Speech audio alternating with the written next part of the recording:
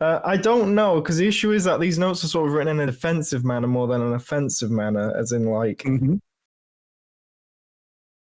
And I don't like how you're just sitting there silently going, yep. No, I'm being polite and listening. Okay. He's ready to clap back, bro. The question is, why do you think Bismarck was sunk? Like, why do you think scuttling is like out of the question 100%? Like, nah, it's never happened. Support for this episode of the Admiralty Podcast is brought to you by Manscaped, who is the best in men's below-the-waist grooming. Their products are precision-engineered tools for your family jewels. Join over 7 million men worldwide who trust Manscaped with this exclusive offer for you. 20% off and free worldwide shipping with the code Admiralty at manscaped.com. Well, didgeridoo mates, do you have hair that itches you? Well, luckily for you, we have a solution for that. The Performance Package 4.0 has arrived and oh man, is it a game changer. Didgeridoo. Inside this package, you'll find their Lawnmower 4.0, Weed Whacker ear and nose hair trimmer, Crop Preserver ball deodorant, Crop Reviver toner, Performance boxer briefs, and a travel bag to hold your goodies. Their 4th generation trimmer features a cutting-edge ceramic blade to reduce grooming accidents thanks to their advanced skincare technology. The Lawnmower 4.0 is waterproof and also has a 4K LED spotlight so you can have a more precise shave. Well, walla mates, the Weed Whacker is also waterproof and provides proprietary skin-safe technology which helps reduce nicks, snags and tugs in those delicate nose holes, like the Koala Brothers. Because I'm Australian, I'm Animarchy 100%. Also, the Crop Preserver ball deodorant and Crop Reviver ball toner will change the way you approach your hygiene routine. And fellas, trust me when I say this, your balls will definitely thank you. That's right, it can do that. Magic, innit? Manscaped even threw in 2 free gifts to their Performance Package 4.0, the Manscaped Boxers and the Shed Travel Bag. Bring your comfort and boxers to a whole nother level. And to demonstrate the power of the Manscaped Lawnmower, check this clip of OC Gangsta shaving his arm hair off. I can't believe he did this.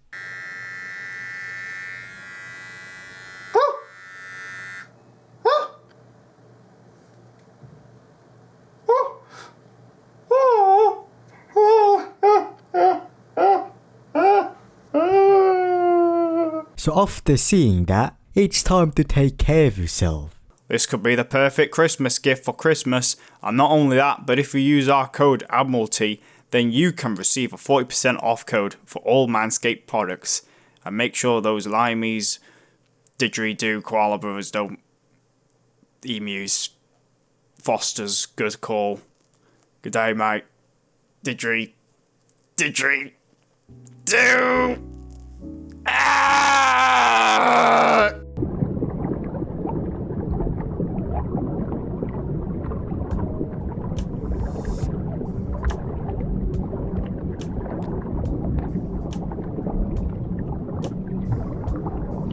G'day everybody and welcome back to the Admiralty Podcast. It is indeed your boy Animarchy History, joined today by my co-hosts Dojin God 69 sitting over here.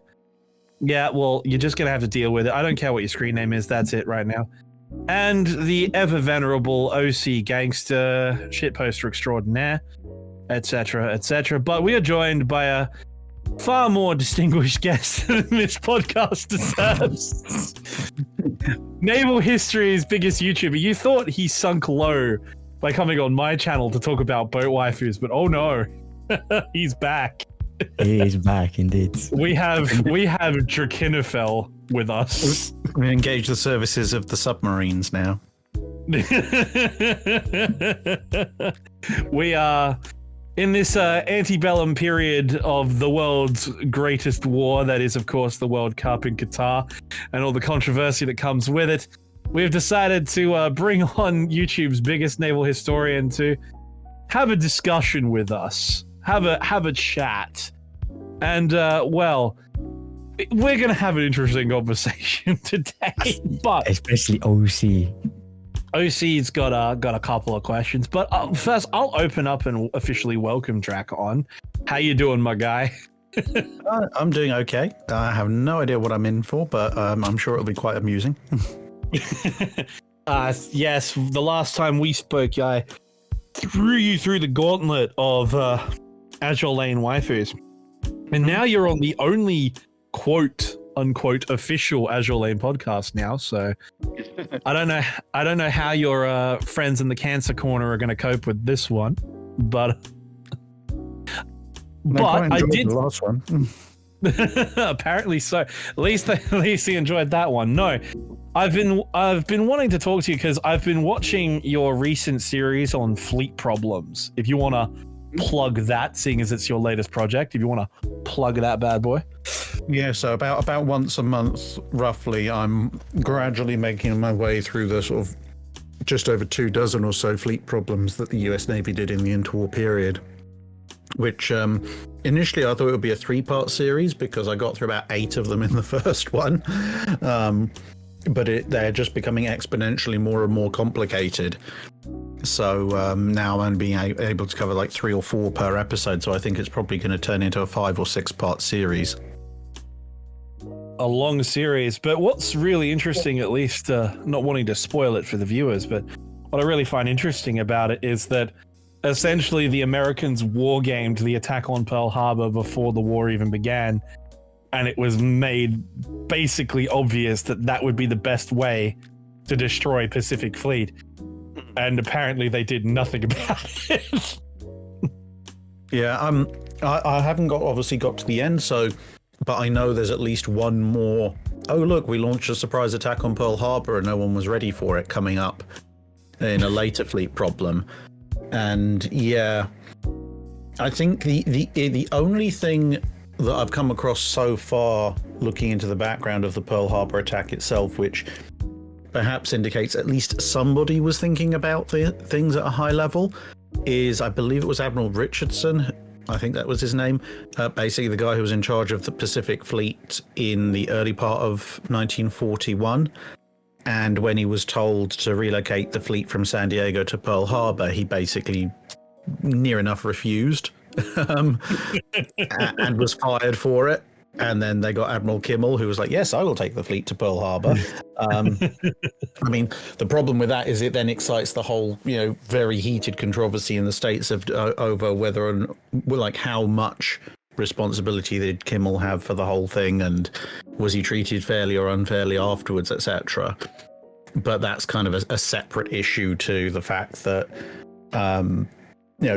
presumably Richardson. I'm going to try and get either myself or someone I know to the archives to get more of the copies of the direct correspondence, but I think from what I've managed to gather that Richardson seems to have been the officer in Pac Fleet who had paid attention to how vulnerable Pearl Harbor actually was.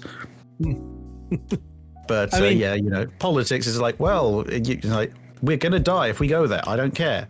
Well, I'm not going there. Well, you're fired. We'll find someone else who'll go there. Okay. Well, trusting politicians to fight wars, even though war is a political act, has never really tended to go well, generally speaking. But you got to give fair play to Admiral Kimmel. The moment the attack happened, he tore his shoulder boards off and put his demoted rank on there because he's like, I know how this one plays out. I know exactly where this is going. I didn't know he actually did that. Oh, yeah. I know that he was like standing on parade as the Japanese bombed the place. Was that Admiral Kimmel? I don't think Admiral... Was it? He was in charge of Pearl Harbor, yeah? Yeah. Yes. Right. Yeah. The next most senior naval officer was Kidd, but then he got obliterated on the bridge. So, no one knows what he did.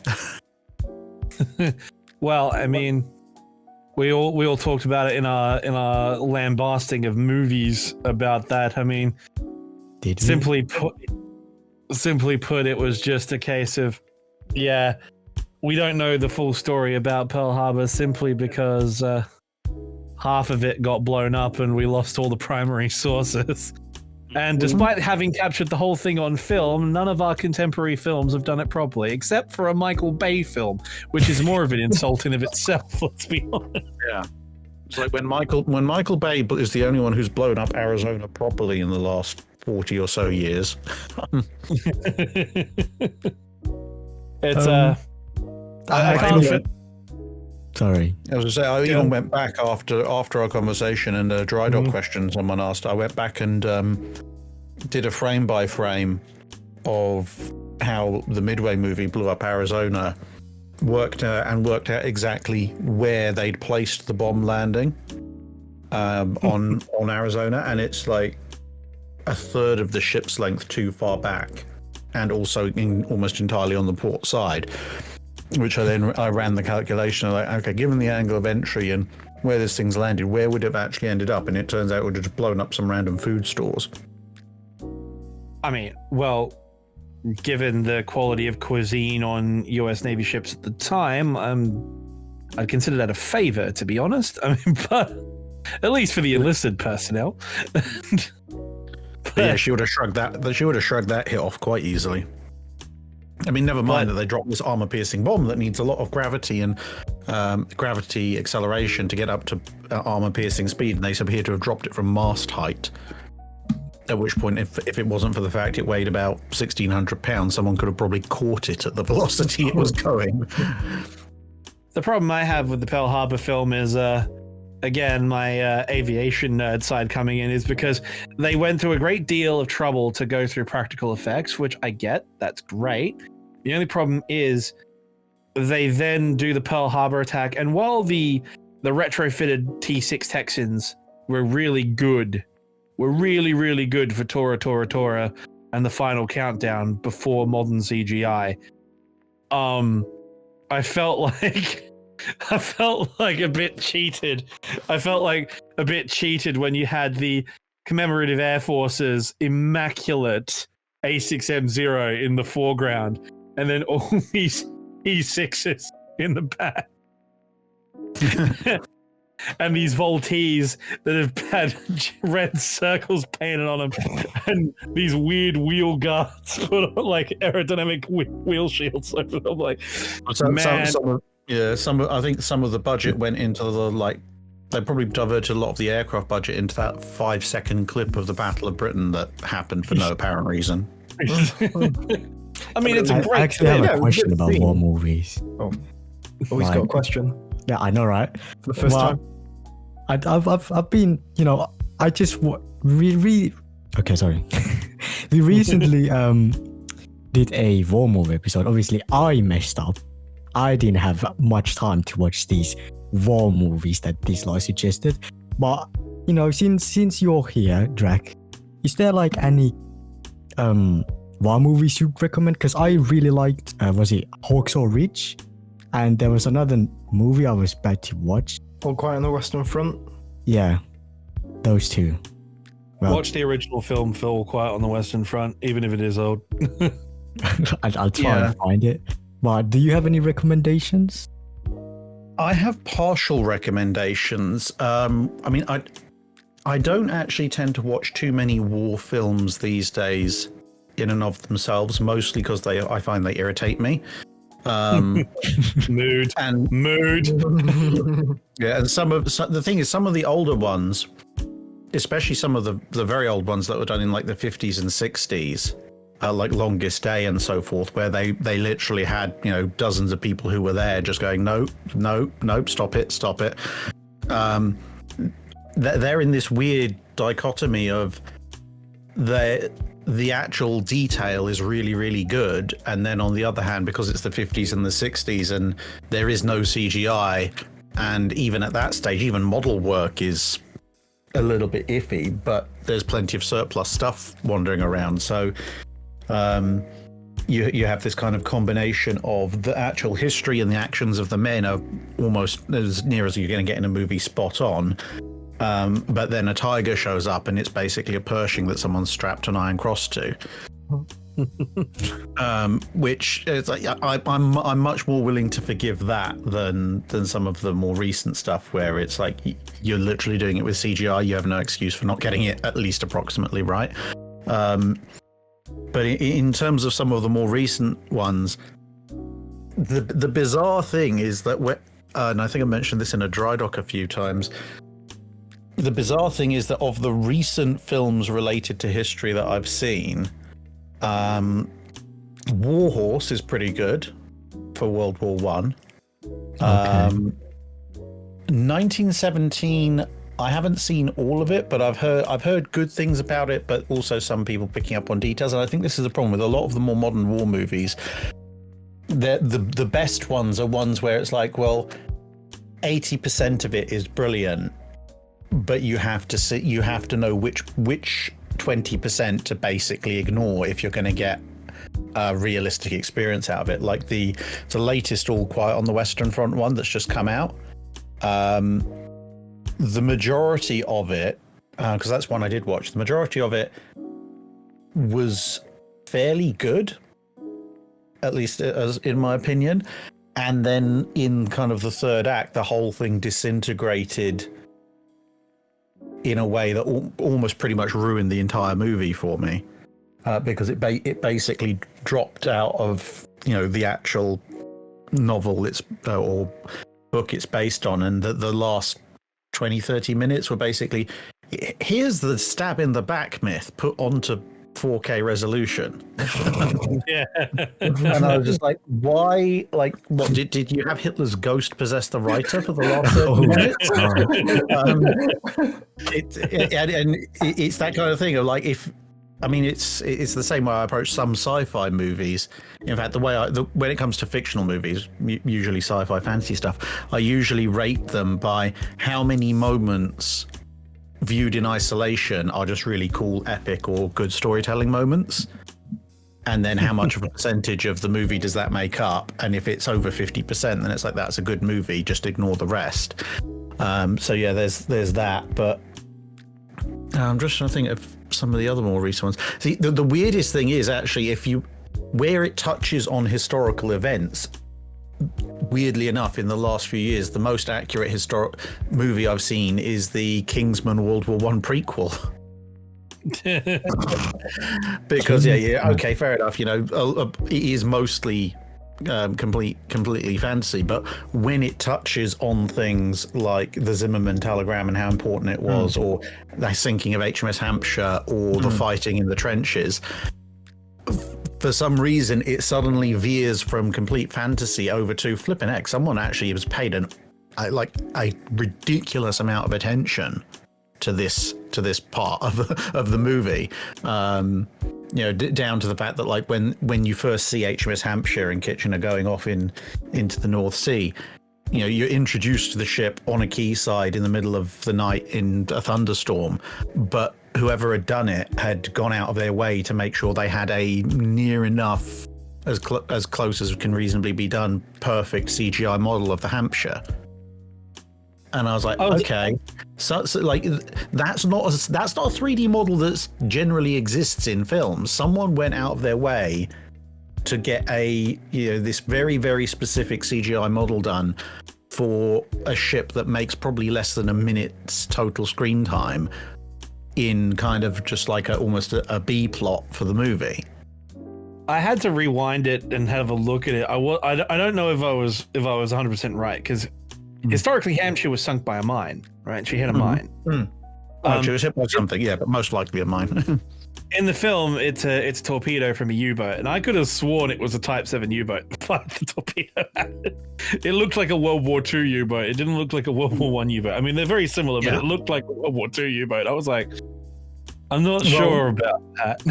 Yeah, I mean, one of the things that was actually quite funny when you put it that way is that the what's it called? The Type 7 is actually a slightly modified version of the of a World War I U-boat. So you know, it having a superficial resemblance to a Type 7, actually technically, well, maybe it. I mean, obviously, there's the whole thing: was Hampshire sunk by a torpedo? Probably not. But if she was going to be sunk by a torpedo-wielding German submarine, something that looks a bit like a Type 7 is not necessarily the least accurate portrayal. Yeah, I would have thought they would have just picked. My guess was they looked German submarine. Everyone recognizes a U-boat. Just make it a U-boat. It'll work fine. And I can't begrudge them for that. As long as it wasn't a Type 21 U-boat, I think you'd be all right. So it's just... Yeah, random Electra boat. Oh, dude, it'd be cool. Completely inaccurate, but it'd be cool. But, I mean, honestly, my only recommendation for war movies is actually... I mean, if I was to say what I think the most accurate one in recent years, well, it's not even recent. It was before Dojin was born, I think. But Band of Brothers probably would be the one that I'd say. I'll add that to the list as well. That's that was 1999, I think. Was it? That one? Band of Brothers was late 90s, I thought. There's, I mean, I've looked it up. It shows 2001. Yeah, so Emperor Ryan came out first. Oh, we're gonna make Ryan. So 9th of September 2001 was when it aired. So it was made at the very turn of the century. But like production began in the 90s, like after Saving Private Ryan. And again, the D-Day sequence in Saving Private Ryan is really well done. And then the rest of it is like the sequences in Saving Private Ryan are really well done, like generally speaking. I'm gonna be honest, I didn't like Private Ryan that much. No, what I was saying is the third act, the ending. The final battle. Was it the final battle you didn't like?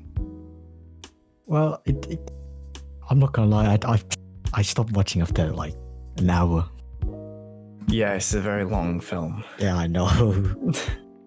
I stopped watching it after an hour, and then I went to it. I went to try and find a new war movie because I got a lot of smack after that war movie episode, so had to do something about it. I mean, there are a You few might like the classics. Kings, man. That's entertaining. There are a few classics. I mean, if I'm being honest, like I could nitpick it for days, but I have to write it off for historical, like for nostalgia value. I'd gotta say Battle of Britain is the iconic one for me.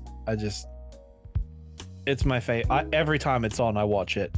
Doesn't matter if I'm walking past a television and it's playing the Battle of Britain, I will sit down and watch it. Doesn't matter. It's probably the movie I've watched more in my life. But Drac. I mean, yep, go ahead. I was going to ask Drac, what, in your opinion, is the best naval World War II film?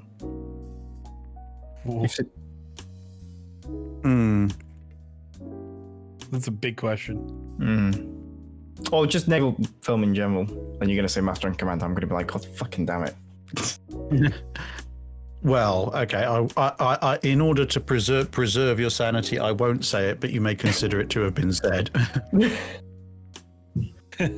Master and Commander is the best naval film, you reckon? Like, actually? Yeah, it is. Like, I mean, they made a few edits from the original book to, because America can never be the bad guys. But because of the original book, the Acheron is actually a US super frigate, which is why they have to go through that whole convoluted thing of like, the French have somehow ended up with a frigate that's built on American lines. It's like, yes, because it's actually an American frigate. You just change the flag because it's easier to make the French the enemy, especially at the time it was being filmed. Well, I mean, the French are our natural enemy, so. Yeah, but Hollywood is just like, no, we can't have a British warship take on an American warship and win. So it has to be French. But Master and Commander is legitimately a very, very good film. As I said, I tend to stay away from a lot of the naval war films these days, unless I absolutely have to. I still have to watch Greyhound at some point. I actually have it queued up ready to watch. I'm going to be interested to see that, but... It's a good The film. problem is there haven't actually been that many World War II naval war films. You've got, the Midway. We know how I feel about that. You've got Michael Bay's Pearl Harbor. I don't know how you feel about Midway. Yeah. But I guess not good. Most of the other stuff, like Hunt the Bismarck and everything, it's quite old. What about the Battle of River Plate? Also, Battle of River Plate was old enough they had Ajax starring as Ajax. That's why I was wondering, because I was like, technically, isn't that very good historically accurate? Because you've got the actual ships being the ship. I mean, it's just on the ignore one Stella. hand. Yeah, on the one hand, they've got Ajax being Ajax. On the other hand, they've got a Des Moines class cruiser standing as Graf Spee, although that's somewhat more understandable since there weren't any Deutschlands left at that point. But again, this is the thing. This is why I don't like necessarily to go over the older movies, because they have this huge dichotomy of, in a lot of ways, being some of the most accurate bits of most accurate war movies that have ever been produced in terms of dialogue and a lot of the history involved. But then the graphics are the ships, etc., are obviously of their time period. I mean, the Sink the Bismarck, or Hunt the Bismarck, whatever it is, they got away with that one by mostly using models. And then the interior shots, they did a lot of interior shots on Vanguard, which was fine. I mean, it's like, that's it was an actual working battleship turret, so blink away the fact that it's twin 15-inch guns instead of 14s and 16s, and everything's fine. But I think in some ways it does make it slightly unfair on modern movies, because the modern movies, in my view, have to get the history and the visuals right, whereas the older movies, I'm prepared to sort of write off the visuals as long as I've got the history right. But yeah. I'm just sitting here thinking about that. I'm sitting here thinking about that because I think about that movie adaptation of the Battle of the Bulge that was so bad. Eisenhower came out of retirement to work on it so hard. Battle of the Bulge is one of the only redeeming feature of Battle of the Bulge is that staring rendition of Panzerlied. That's the only bit. That's what makes a film for me. Even though the rest of it was awful and I hate the ending because I killed off one of the best characters, I don't care. That scene just makes a film for me. Yeah, the rest of it is just so garbage. I watch the first half when the Americans are like, oh no, the Americans don't. I'm like, yay. And then I just don't watch the second half at all. I just stay away from it. I'm like, nope, that never. I'm not watching that. Don't want to see him die again. It's rather like, when you think of the older films, Sink the Bismarck, I've got to be honest, is my favorite nautical movie, if I'm being honest. I really enjoy it. I rewatch Sink the Bismarck every year just about. You're right though, Drac. It's hard because when I watch it's strange actually. I recently managed to find a somewhat sailing the seven seas, shall we call it, copy of the Japanese film Yamato, made in I think 2003. It was 2006, 2005. Are we talking about the Battleship Yamato film? Yeah, just Yamato. Right, okay. It's Battleship Yamato. It's just called Yamato, and it was really interesting. I was actually quite impressed by it because they got a lot of detail right. And I've noticed that the Japanese films tend to get a lot of the finer details correct. Yeah. Whereas Western films, not so much.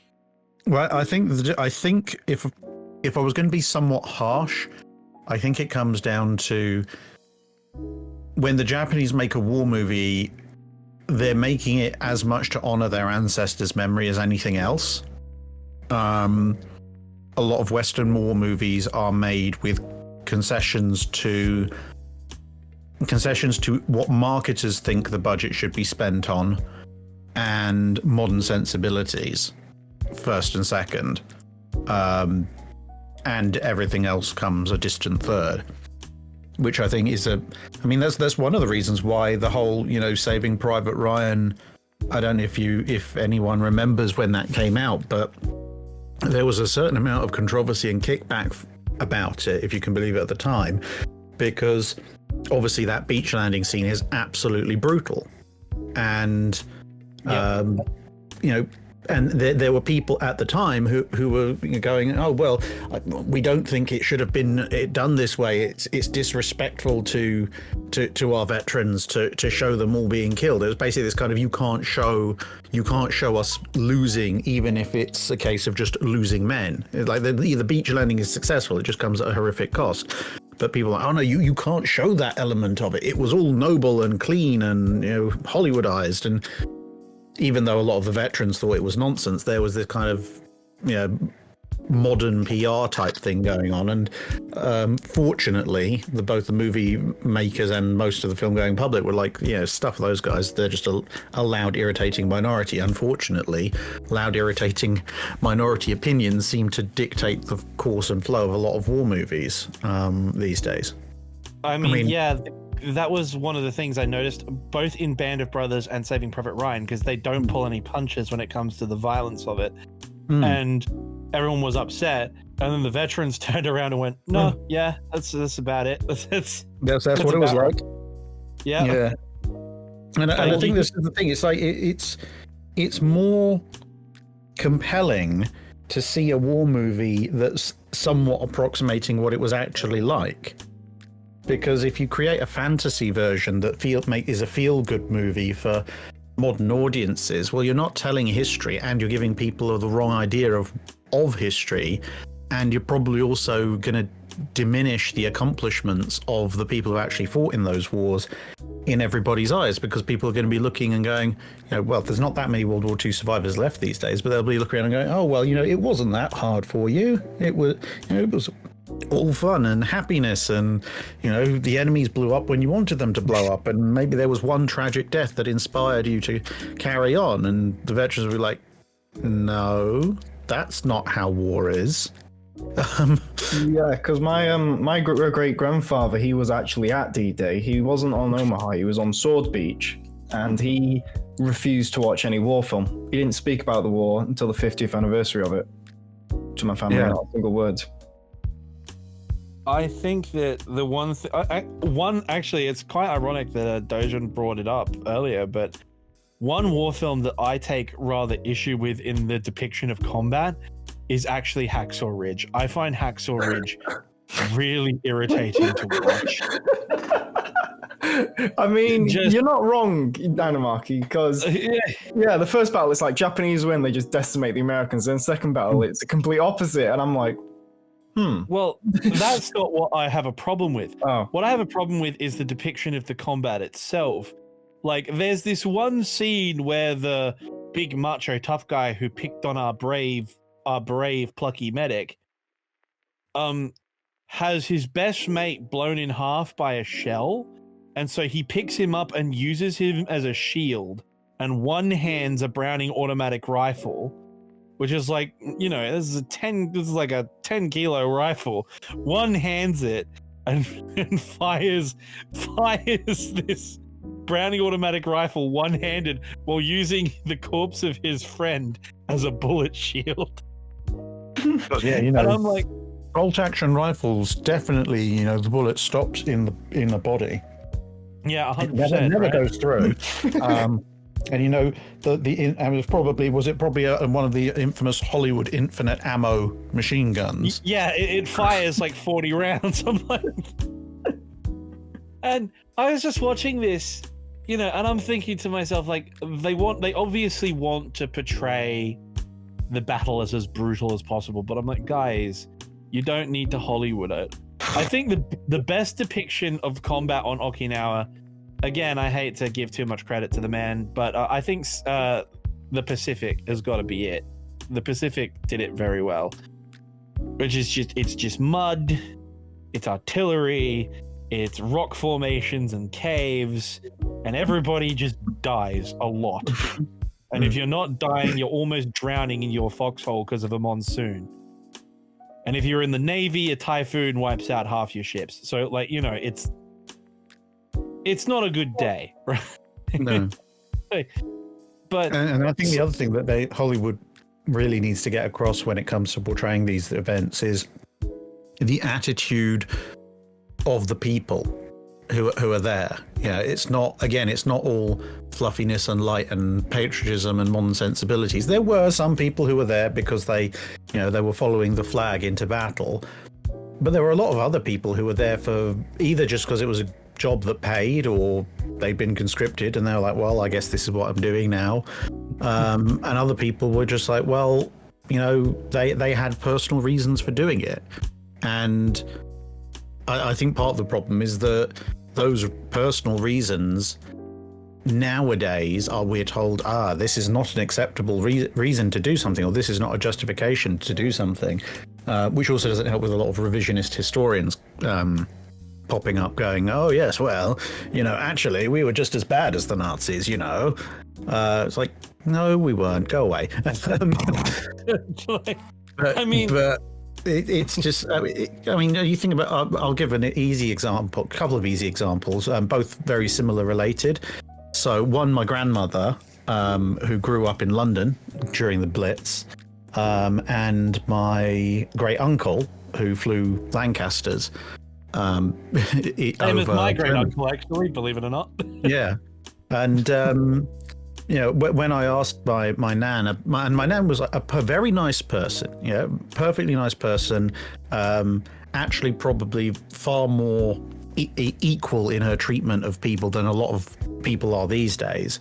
And I said, oh, what was the Blitz like? She told me some bits of what it was like, and then I said, well, because this was kind of when I was young, and this was about the time when the whole pushback against, Dresden, the whole Dresden was a war crime, Bomber Harris should be cancelled kind of thing was going on. And I was like, well, what did you think of Dresden at the time? And she just looked at me and said, she just looked at me in the eye and she said, if they didn't want Dresden to be bombed, then they shouldn't have bombed Coventry, they shouldn't have bombed London, and they shouldn't have bombed Manchester. And it was that simple for her. She was just like, whatever happened to them, they started it, so tough. And I was like, well, actually, I can completely see where she's coming from, because if you've been at ground zero in the UK for 3 or 4 years of ongoing German bombing attempts, and then you hear that the RAF's gone and burned a German city off the face of the map, you're just gonna be like, okay, so what's different? The only difference is we're better at it than they were, so maybe they shouldn't have started this war. But a lot of people were doing that. They were in the war for those kind of reasons. They'd seen friends and family killed, and they're just like, we're going to go and exact our revenge. It was pretty much the same reason my great uncle was in the bombers. He was just like, well, he was up in Lincolnshire, and he'd seen Luftwaffe 5 come in during the early parts of the Battle of Britain, and when he saw some of the results of them randomly bombing towns and cities and stuff, he was like, well, they're not going to stop, so I'm going to make sure that they suffer as much as we have. These days people are, oh no, that's a terrible attitude to have, and maybe objectively it is, but if you bomb somebody's home for 2 or 3 years and then give them the means of revenge, there's very, very few people who aren't going to take that opportunity. It really is one of those ultimate moral discussions. Revisionist history is a big thing on YouTube at the moment. We've all seen it. Mm-hmm. I must admit, there's a couple of historians around the place that have thrown up some interesting takes. Laser Pig's dismantling of the T-34 has gained a lot of popularity. That's just hilarious. It's a fair enough assessment, I think. I mean, I'm happy to dunk on Wereaboos all day. It's very easy to do. Yeah, well, I think the thing, what it comes down to a lot of the time is that something I've said on the channel a few times is that these days people seem to have a lot of problems distinguishing an explanation and an excuse. It's like, you can explain what happened, you can explain why someone's done something, and you can say, well, it's understandable that they did this following their chain of logic. That's an explanation for why they did it. It doesn't in any way justify or excuse what they did. What they did might be completely and utterly horrific. The fact that you understand why they did it doesn't change that. But a lot of people are like, oh no, if you're making They want anything they disagree with to be irrational to the point that there can be no explanation of it, because it makes it easier to pigeonhole people that they disagree with by just going, oh yeah, well clearly this person is insane and therefore I don't have to listen to them. And it's like, that's not how the world works. You can explain a lot of things without agreeing with them. I must admit, I like you have tried to avoid starting beef. Like you make a point of not starting beef, right? That's your big shtick. You don't start beef. I have tried to follow the same mantra, but I've had this one video that's cropped up in everyone's recommended from he's a philosophy YouTuber. Oh no. Sean, you've probably seen him, the Skull, who he posts Maybe. like massive.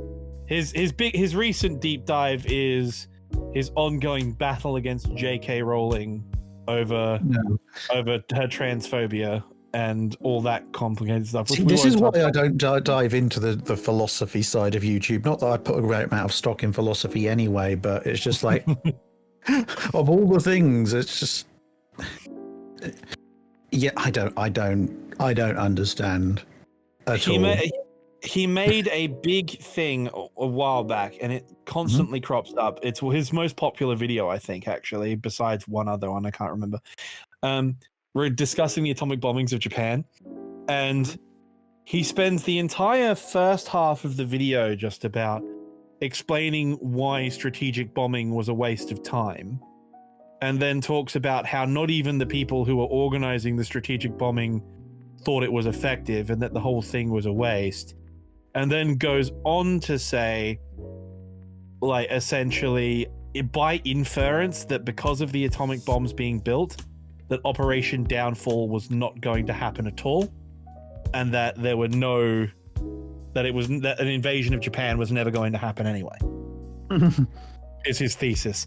And as you are someone who knows a lot about naval history, I'm pretty sure you and I have read the same documents showing the sheer amount of shipping assigned to Downfall. Yeah, the thing was, like, amphibious operations on the scale of Downfall, they don't happen overnight. They take years of preparation. It's like, at the time people were sketching out what are we going to need for an invasion of Japan, no one had any idea whether or not the atomic bomb would even work. So by the time they're like, oh, this atomic weapon thing actually seems to be somewhat destructive, things had been in train for the preparations for Operation Downfall for months, if not, maybe a year or so at that point. And then there was a question of, well, okay, great, we've done the Trinity test. Can we replicate it? Can we actually get the thing to fit in this B-29 we've specifically designed to be able to carry it? The answer is no. They had to redesign the wing spar and create an entirely new wing design and bomb bay to actually get it to work. And then it was a case of, well, it worked fairly well when we stuck it up on a pylon in the middle of the desert, but will it work? Will it even work if we stick it, haul it across the ocean, reassemble it on the other side of the Pacific, put it in a plane, take it up to who knows how many thousands of feet, and then drop it on someone? Will it work then? Because a lot of bombs are supposed to work, and conventional high explosive bomb is a lot simpler a weapon than an atomic bomb, and there are an awful lot of duds with them. So, and then of course there was a whole case of, well, even if it does work, can we make enough of them? And will it convince the Japanese to surrender? Because let's face it, by the stage that Japan was at in early 45. Any sane and reasonable power would long ago have surrendered. So whether or not it was going to have any effect, who knew? So of course, with all those caveats, you have to continue preparation for Downfall. And there is obviously also the fact, as we know now, and people sort of at the higher echelons knew then, there was only a limited number of atomic bombs that could be produced per year. So if they dropped another 2 or 3 on Japan and Japan hadn't surrendered at that point, they were going to have to go in, because it's kind of a use it or lose it situation. And if they, concluding that, I think it's kind of this retroactive thing of, well, we know that the atomic bombs made Japan surrender, therefore from the minute they were built, there was no need for an invasion. It's like, yeah, we might know that now. They didn't know that then. I think one thing that really irked me about his video, I mean, don't want to drag you into this beef, I'm planning on doing it myself at a later date, but one thing that really irked me about it was he goes on this huge tangent about strategic bombing and the strategic bombing campaign against Germany. And then he goes, now, I'm not a member of Bomber Command, but I would have thought that perhaps dropping bombs on a railway facility would have more utility than dropping it on a city. And I'm like, okay. And I'm sitting here thinking about it. I'm like, all right, so you're in a Lancaster at 20,000 feet in the middle of the night, and you've got a H2S reading. Your H2S tracks radar tracked density of ground clutter, and it allows you to navigate. If you're using H2S, there is a big gray spot in the big pile of green that's a city. You want to know what that gray spot is? It's the fucking rail yard, which is usually at the center of the city. So what do you think they're aiming at? And the biggest thing that I have an issue with the discussion about the morality of the strategic bombing campaign in general as a discussion is always comes back to, oh, well, bombing them is bad. When they look at the Butt report, for example, I don't know if I would assume you are, but they issued that Bomber Command was only hitting a certain amount of its targets. Like one in 100 planes was actually hitting its target. And of those 100 planes, 1 in 10 was actually within the 5 miles of the target area to be counted as a bomb that successfully hit the target. So it was a terrible, terrible situation. Was the strategic bombing offensive as effective in destroying the German war economy and destroying the morale of the German people as intended? No. But the argument he put forward after that was that because the German military and the German regime were an authoritarian fascist regime, that they didn't care about civilian casualties. They didn't care about this. All they cared about was winning the war. And so the effects of strategic bombing on their civil populace were of little concern, which in my opinion is a fundamental misunderstanding of how a fascist regime works, because the entire idea of an authoritarian regime is the projection of power, the projection of idea, the identity, the status. We are the master race. We are the big and powerful Germany. If the enemy are allowed to bomb my city at will, what does that look like? Yeah, well, I mean, Goering got a huge amount of egg on his face early in the war because, in the early part of sort of after the fall of France, I think it was after the fall of France or somewhere around about that period, they started bombing London.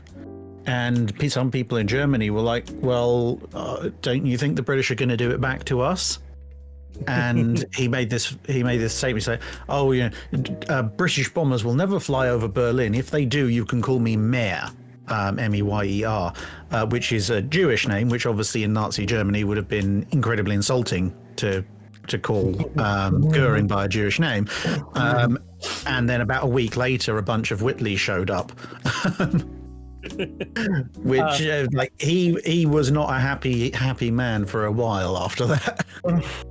After the counter blitz, if you like, the combined bomber offensive started.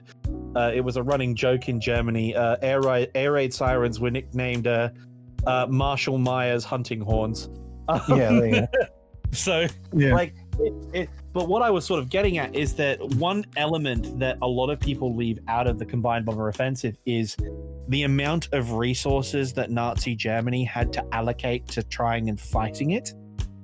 Yeah, like and it's like anti-aircraft guns, all production. Like you've got to rebuild. Every time a railway is hit or a factory is hit, you've got to rebuild it. You've got to repair it. The machines that make the machines that make the machines that make your war machines. If those get broken, you've got to go through the whole manufacturing process again. And I mean, some of the equation that Bomber Harris put together, you know, if you sort of disrupt enough people's lives and kill enough of the workers, it will disrupt the ability of the war machine to function. I mean, it's a completely brutal calculation, but it technically, it doesn't stop production. Obviously, we know that, but it does have an effect. You know, if your head machinist who is an expert at using one particular type of jig is blown up overnight, you can probably find someone who understands how to use that machine, but you're not going to find someone who knows it just as well as the guy who died. It's a very cold, calculated strategy, and it's nowhere near as effective as they thought it was going to be, but it did have an effect. And as you mentioned earlier, you know, yes, in theory, the RAF would have loved to have been able to just drop all of its bombs on the factories and the railways and everything, because that would have been much more efficient and you wouldn't have had to pay for 1,000 bomber raids and so forth. But they couldn't do that. They just the precision bombing capability wasn't there. As you mentioned H2S, and it's like, the difference between having H2S and not having H2S is you actually hit the city you were aiming at. Yeah, if you don't have it, it's like you're probably not even going to hit the same state, let alone the same city. You have H2S, you have oboe, you have your navigation, your pathfinders who are flying at about 2,000 feet in full moonlight using these tools to find the city. They drop marking flares, and then the bombers bomb on the marking flares. It's a very complicated system, but looping all the way back, the biggest one to me is what I kind of inaccurately call, but allow me to torture the naval metaphor here. 8th Air Force achieved what the Japanese failed in a way, which is the Kantai-Kessen. They achieved the decisive battle by precision bombing German factories. Were they destroying the production facilities? No, but their very attacks on that forced the Luftwaffe to do battle. And by doing that, the Mustangs of 8th Air Force just obliterated the German defense force, like the German Luftwaffe defense. The Germans probably could have used an awful lot of those aircraft on the Eastern Front. Yes, they could, along with the pilots. Yes. And so, whether all the 88s and 105s in the anti-aircraft batteries, how many P-34s could they have shot out? Yeah, realistically speaking, we can debate the morality of fighting wars. I mean, even today in current events, you're looking at the same thing now. You can discuss the morality, but the simple fact of the matter is, now that things have gone south, the Russians in Ukraine right now are targeting power stations, so the Ukrainian populace will freeze during winter. War is a calculation of the most damage and the most efficient way of carrying out a mission, and it's not pretty morally.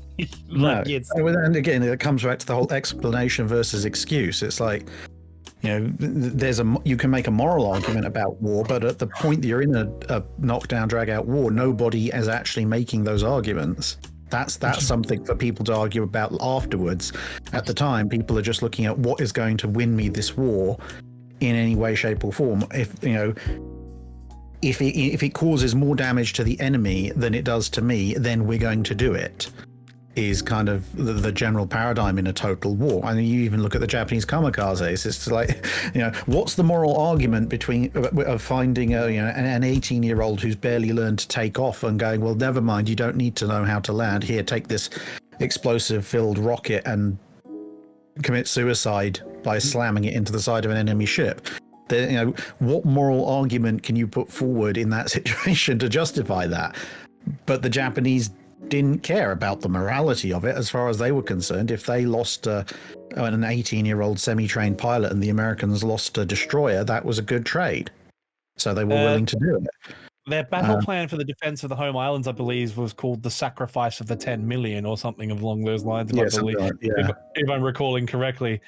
So it's a really sort of full-on argument, although it is rather hypocritical and self-serving of us to have this discussion, Drac, because if we stopped having these debates and discussions, we're both out of a job. So, like, I mean, it's the thing. It's the thing about reporting history and saying, look, this is what happened and this is why it happened. If you want to make a moral judgment on it, that's entirely up to you. I mean, it's the same,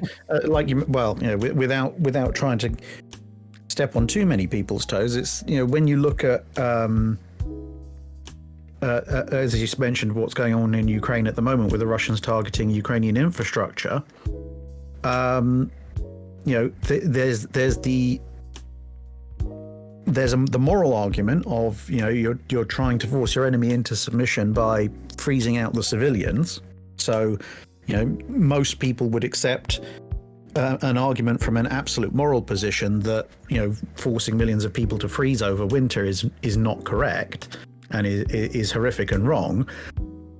On the other hand, in the wider context of the war, as you mentioned, it's a tactic the Russians have figured out, probably in an attempt to get the Ukrainians to the negotiating table at this point.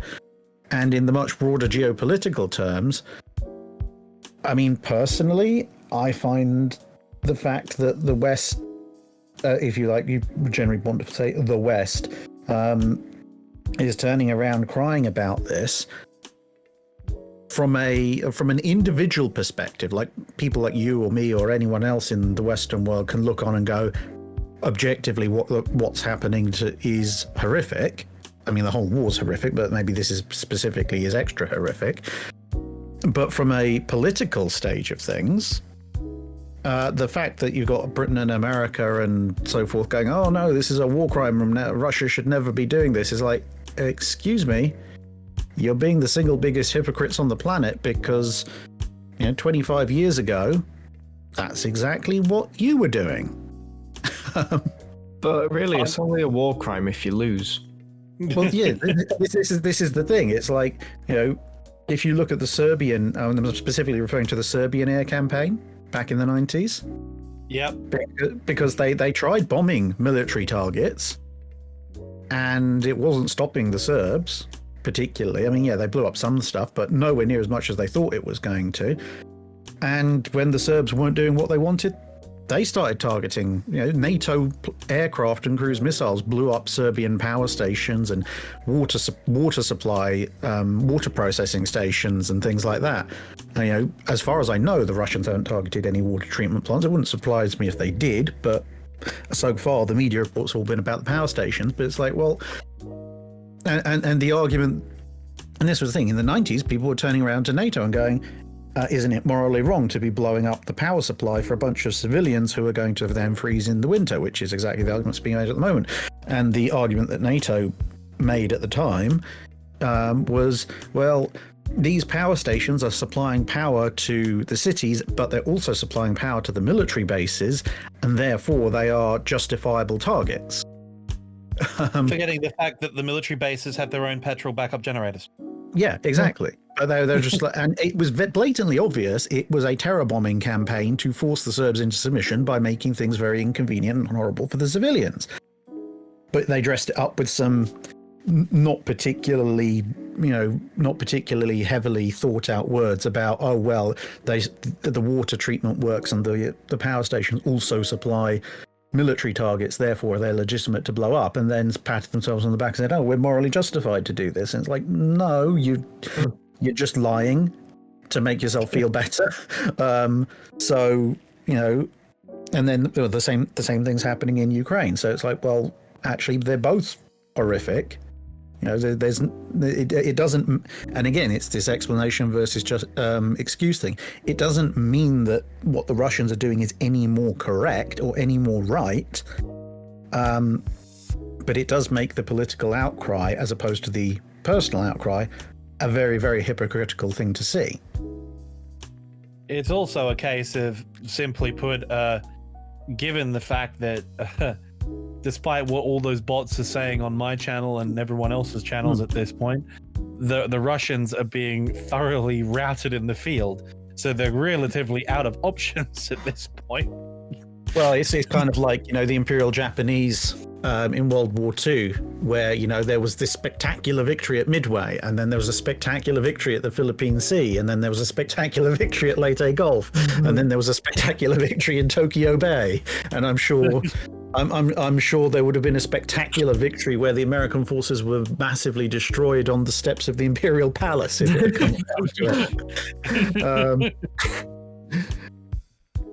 it. That wonderfully segues into the discussion that we have all come to see. Despite this being a very heavy episode of the Admiralty Podcast, we went way off track there. But The discussion of the U-boats. it's the discussion of propaganda and perception in history and how a narrative can be twisted in Is it either way, finally because it's finally time. Is it? In the blue corner, weighing, I don't know, maybe 85 kilograms, standing at a 5'11", 6 foot. I'm not sure how tall Drac is. Oh, In the blue corner, That's disturbingly accurate. How have you got my biometrics? representing, I'm, for lack of a better term, my entire family were police officers, and so I've inherited this genetic ability to size people up. I don't know how I got it, but yes. There, in the blue corner, we have the Royal Navy sunk the Bismarck Drachinifel. And in the red corner, standing at 6 foot with blue hair and He's not 6 foot. He's not 6 foot. He's tall. I'm giving him credit. We stand a king, right? He's definitely 6 foot, ladies. Don't look into it. He's definitely 6 foot. We promise. I've got size 12 feet. Ladies. Yeah, absolutely, 100%. In the red corner, we have Bismarck was definitely scuttled. OC Gangsta over here. The throwdown. Round one. The throwdown that we've all been waiting for. Because man came with receipts. Man came with notes. You may start round one now. Showdown. This is showdown for the ages. So I mean, I've done talking about the morality of strategic bombing on an ostensibly anime podcast. I'm gonna turn the microphone over to OC Gangster, who takes issue with Drachinifel's position of sinking and says categorically that the Bismarck was scuttled. Would you care to elaborate, Mr. OC Gangster? Okay. Keep in mind that he's the underdog. We stand the underdog here because I have a feeling that Drac's going to demolish him. But hey, solidarity with my host. Okay. Okay. All right. I'm going to use the best argument first. So in the James Cameron documentary... No, I'm joking.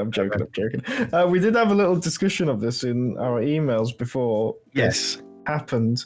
I don't know, because the issue is that these notes are sort of written in a defensive manner more than an offensive manner, as in like... And I don't like how you're just sitting there silently going, yep. No, I'm being polite and listening. Okay. He's ready to clap back, bro. Well, the question is, why do you think Bismarck was sunk? Like, why do you think scuttling is like out of the question 100%? Like, nah, it's never happened. Well, it's not so much that I think scuttling is like categorically 100% ruled out, because ultimately the only way to prove it one way or the other would be to examine the wreck on the underside where the scuttling charges were, and unfortunately that part of the wreck is at the bottom of the wreck, so it's in a bunch of seabed mud, and B, pretty much everything below the main armor belt has been pancaked into oblivion, and probably also, if we're talking about the underhull plates, scraped off during the impact and slide down the mountainside that the wreck did. So, even if we magically used a force field and created an air column down to the wreck and then jacked it up on an infinite number of car jacks, it's probably just going to be mangled wreckage. So what if it's buried in the silt? Well, this is the thing. From what we can see of basically what's below the main armor belt and but above the silt layer, most of the lower decks have all been smashed to pieces. Basically, when the ship hit, what appears to have happened is when the ship hit the seabed when it went down. Obviously, it had a lot of inertia. It's not designed to go falling through a 3-mile column of water, and that impact has basically, well, the Cameron report actually calls it a hydraulic blowout, where the ship's full of water as it's on its way down. It's hit the bottom. The hull has started to crumple in because something's got to give at that point, and the water can't escape through the top of the ship, through the various holes quickly enough, and therefore the water's going to go somewhere. It can't rupture the main belt. Well, it could probably. The hydraulic pressure can do all sorts of weird things, but the easier thing to do was just to blow out the whole plating below the main belt, which it appears to have mostly done. Plus, as I say, everything being crumpled and smashed up. So, it's kind of, I guess. The closest analogy I can think of offhand would be if someone shot took a AK or something and put a round through the side of through the front wing of a car, which caused the car to swerve, flip on its side, jump off of an overpass, hit the ground, and slide 400 yards. Then someone who was watching it at the time, or someone who was in the car at the time, or whatever, they would know exactly what had happened to it. But when they're recovering the wreckage, it's like, are you going to find that bullet hole in the front wing when the front wing has been, smashed in and torn to pieces? Probably not. You might, but you'd be very lucky to do so. And when you expand that to the scale of some holes blown by scuttling charges in a several 100-foot long ship. But anyway, that's a long way of saying I don't think we're ever going to get any direct physical evidence from the wreck. So therefore, we can't 100% say it didn't happen.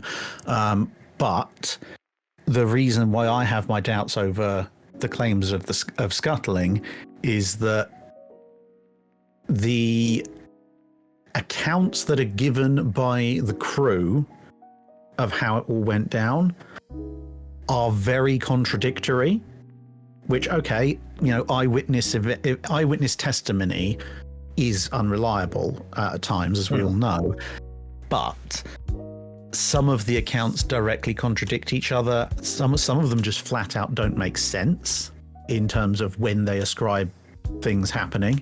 And the ones that are the closest to the event actually happening, like Junak's account and everything, there are some elements of his account which we can categorically state are false. Now, whether that's him misremembering in 10, 20 years down the line, or whether it's him making it up entirely, again, I don't know. All I can say is that some of what he said is categorically and provably wrong, which then casts doubt on other things he said, which cannot be necessarily 100% categorically proven one way or the other, like whether or not scuttling charges were set off. So given that the eyewitness evidence is all we've got to go on, given that it is so horrifically broken up, it makes me doubt that it makes me doubt that it happened, because if it did, you wouldn't expect quite so self-contradictory a set of evidence. There should have been some kind of common narrative or common theme coming out of comparing the various accounts. And there really isn't, outside of this vague idea that scuttling was done.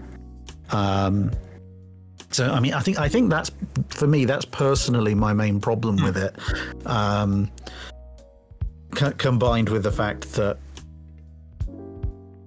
from what we can tell of the damage that was inflicted, the ship was going down anyway. It wasn't necessary to scuttle the ship. You don't have, I think it's kind of, it's almost an Occam's razor type thing of, given the state of the ship as it's described, both by the Germans and the British, before the battle and then during its last battle, it is entirely plausible that the ship would have sunk, and possibly did sink, due to the effects of the gunfire and the torpedoes, etc., that had been directed against it.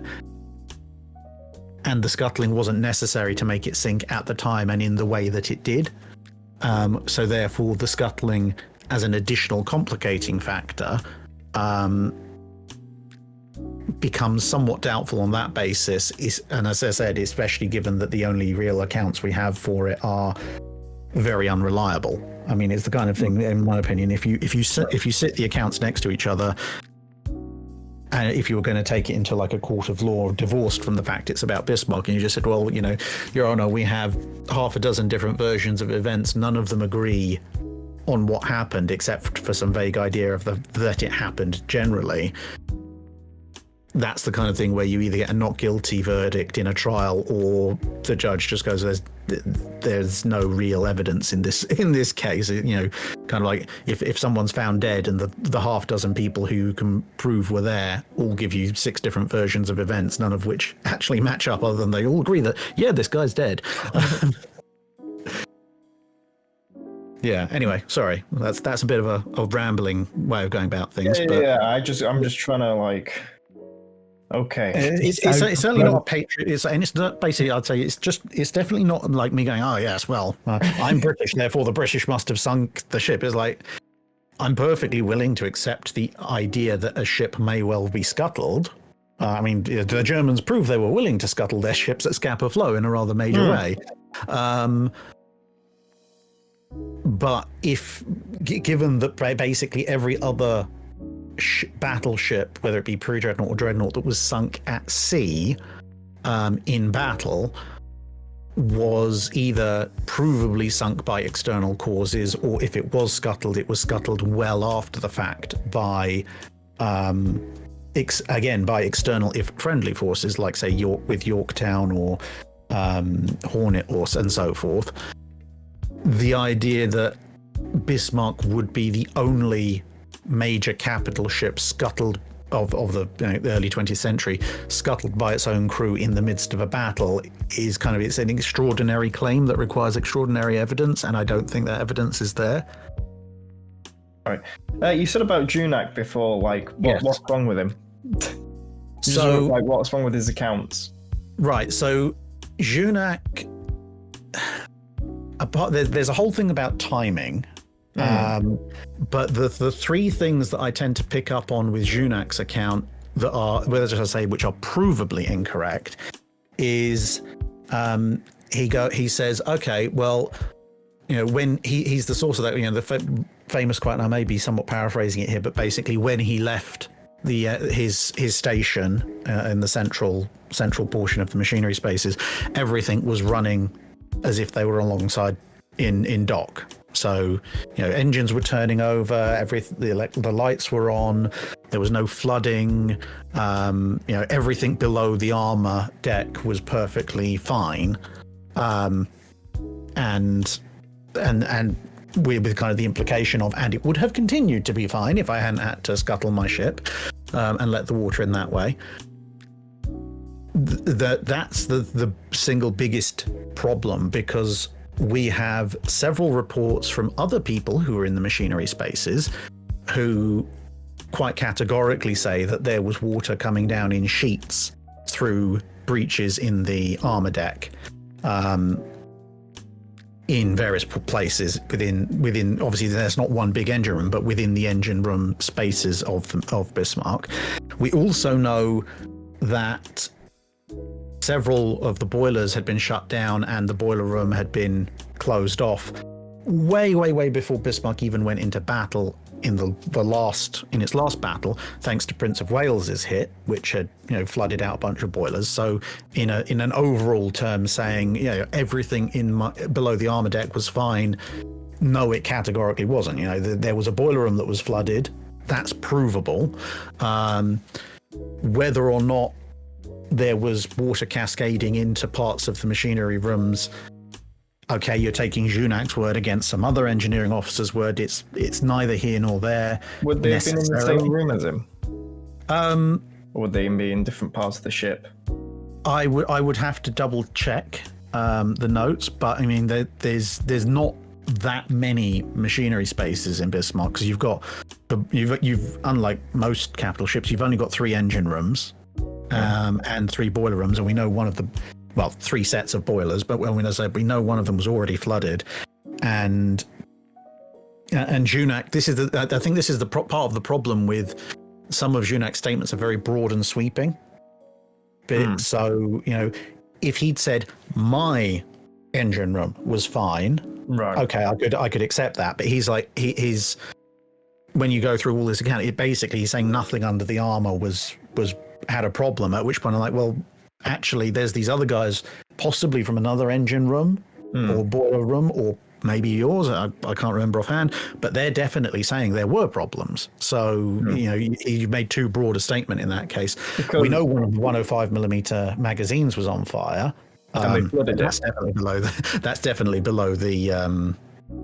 Or 150mm. I can't remember. Wasn't that the one they flooded? They did, albeit that. Where is it? There's a. Because I know one of the Ford magazines, it was in a dangerous high heat level, and they chose to flood the magazine and kill everyone inside. Yes, and then there we go. Here we go. Yes, it's one of the 150mm munitions chambers. So one of the 150mm magazines. So that had been flooded, but then about half an hour later, when they making their way out of the ship, someone opens a door that leads down to that area, and the entire interior is glowing bright red and full of smoke. So they very quickly slam the door shut again, understandably, and head off. So whether or not the flooding worked, or whether it partially worked, or whether it never worked at all, that area was still on fire towards the end, which is not a good thing. But again, this is it's more evidence that things were not well underneath the armor deck.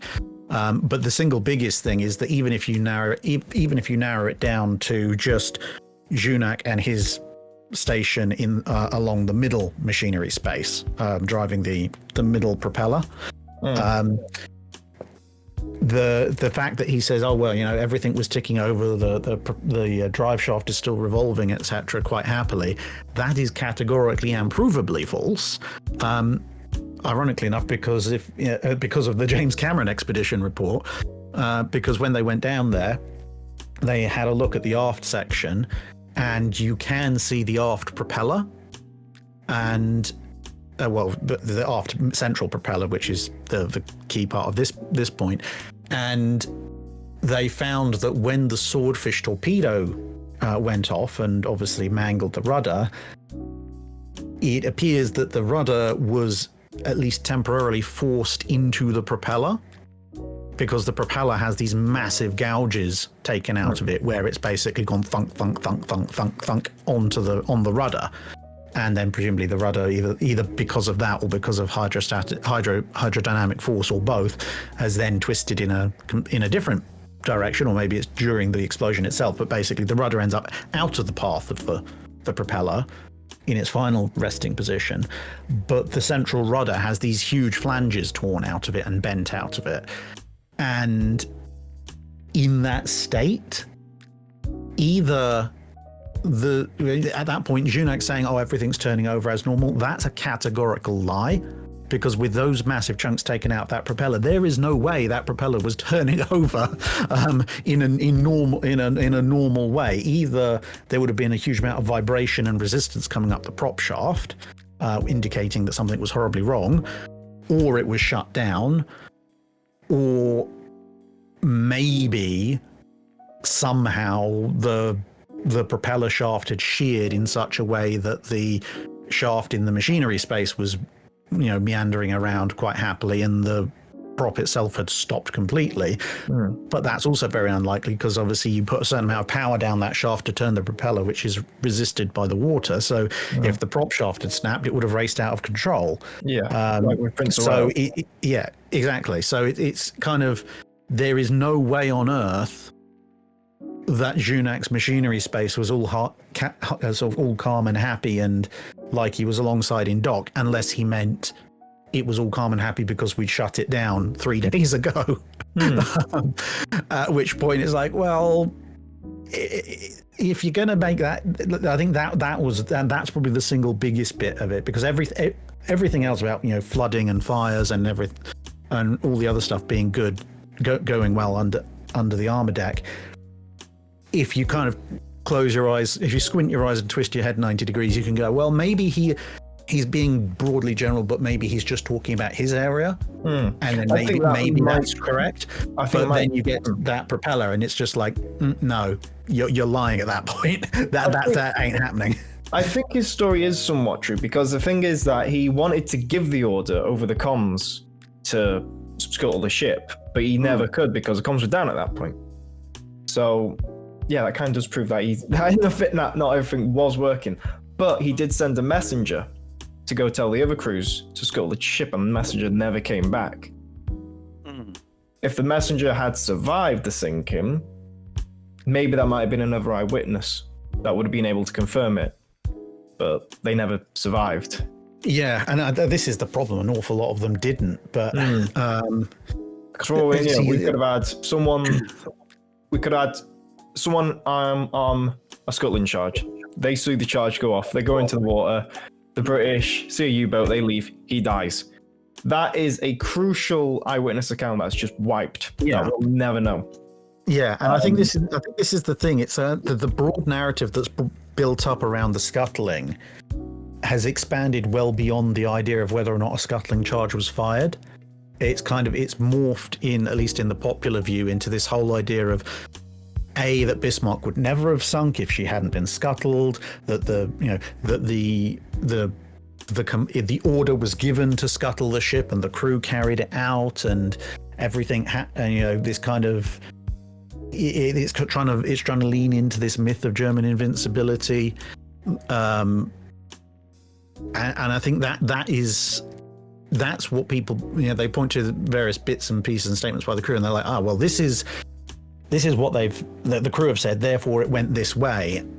And I'm like, no, that's the bit I take issue with. I mean, the idea that some random officer, whether it's Junak or some other, or Stats or someone else down in the machinery spaces, went, stuff this. The abandoned, we know the abandoned ship order was given. Enough people have said that we know that's true. So someone hearing, we're abandoning ship, okay, well, kind of as a last middle finger gesture to the people who've blown up my ship, I'm going to set this scuttling charge and skedaddle. And it's entirely plausible. I mean, it was a common thing for Germans to do. Like when U-boats got captured, the first thing they would try and do would just like bloody scuttle the thing and destroy the Enigma machine. Yeah, it's like that kind of scenario of someone going, okay, fine, I'm just going to set this scuttling charge and leave. Entirely possible. We can't necessarily prove it one way or the other. But there's a huge difference between we're abandoning ship, so screw the British, I guess.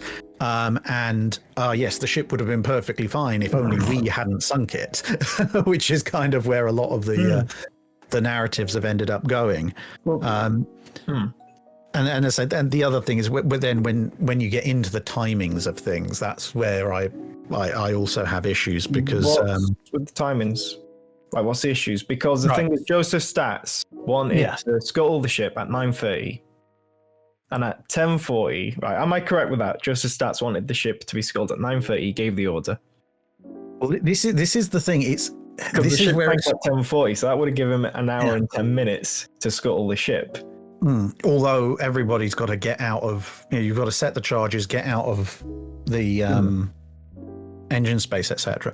See, now this is because some of the I went through Wilhelm Reichsberg's book several times, and I went through all the various survivors' accounts he's got, and I picked a few edited highlights from them. And you have one account that says that the order came down from the bridge at 09:10. And it's like, well, the bridge didn't physically exist at 09:10, so it definitely didn't come from there. The question is, the question is, did Bismarck have voice pipes at all, or was it all just radio comm? I think she did have voice pipes as well, because. But what state they would have been in by that point? Because the thing is that on the wreck of the Bismarck, you know how the bridge, the combat bridge, completely everyone dead in there, but the door on the bridge is open. Yes. Why would the door be open? Well, it depends. It's the blast the blast that, or one of the shells that penetrated it may well have, in the conning tower, may well have blown it open.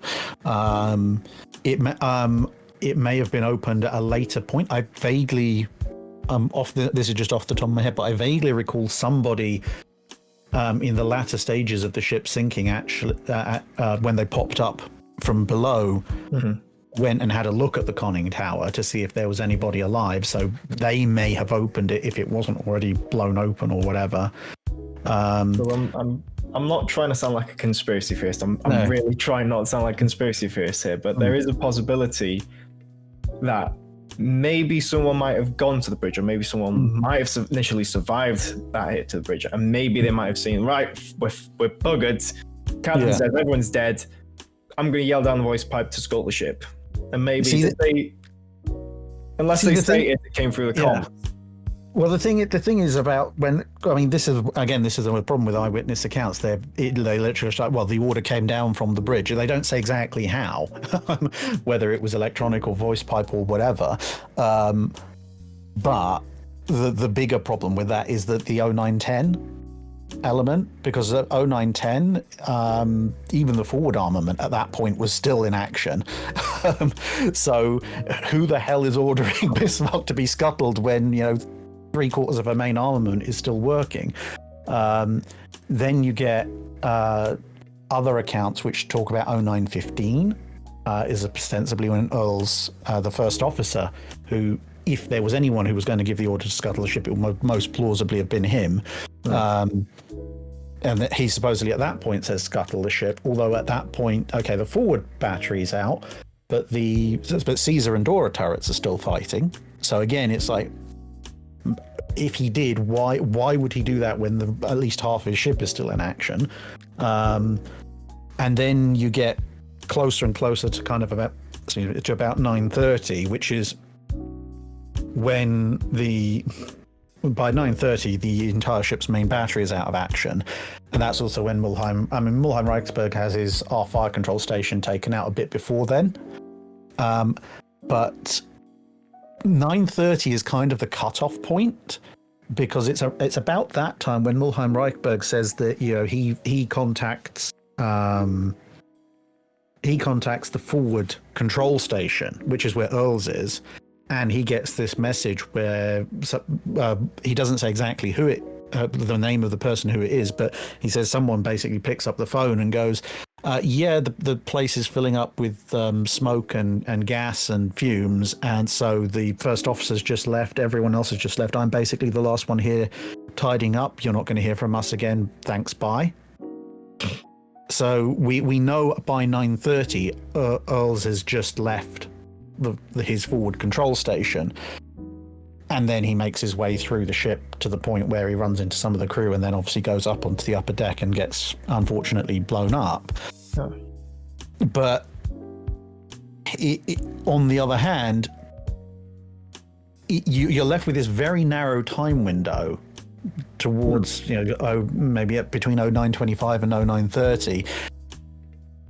Because before that, anyone who says scuttling orders came before that has to explain why would they scuttle their ship when a part of their main battery is still in action. After that, it makes sense. Okay, we can't fight back anymore. We might as well blow up the ship. But there's this incredibly narrow window in which that could have been done, because as after 9:30, Earls is gone from that station and is on the move. And when Mulheim Reichsberg speaks to the guy who's just leaving, you'd think if Earls had just said, okay, order the ship to be scuttled, we're out of here, you think that might be an important thing to mention. And the guy's just like, oh no, we're just leaving because of the fumes, so bye. People said that Earls made his way through the ship and went out and got killed, yeah? Did anyone say they saw Earls before he died? Yes. Did anyone say I saw him stand on deck saying scuttle the ship, and then 5 seconds later he just got obliterated by a shell and died on the spot? So they run in. They run into. Let me just find the bookmarks.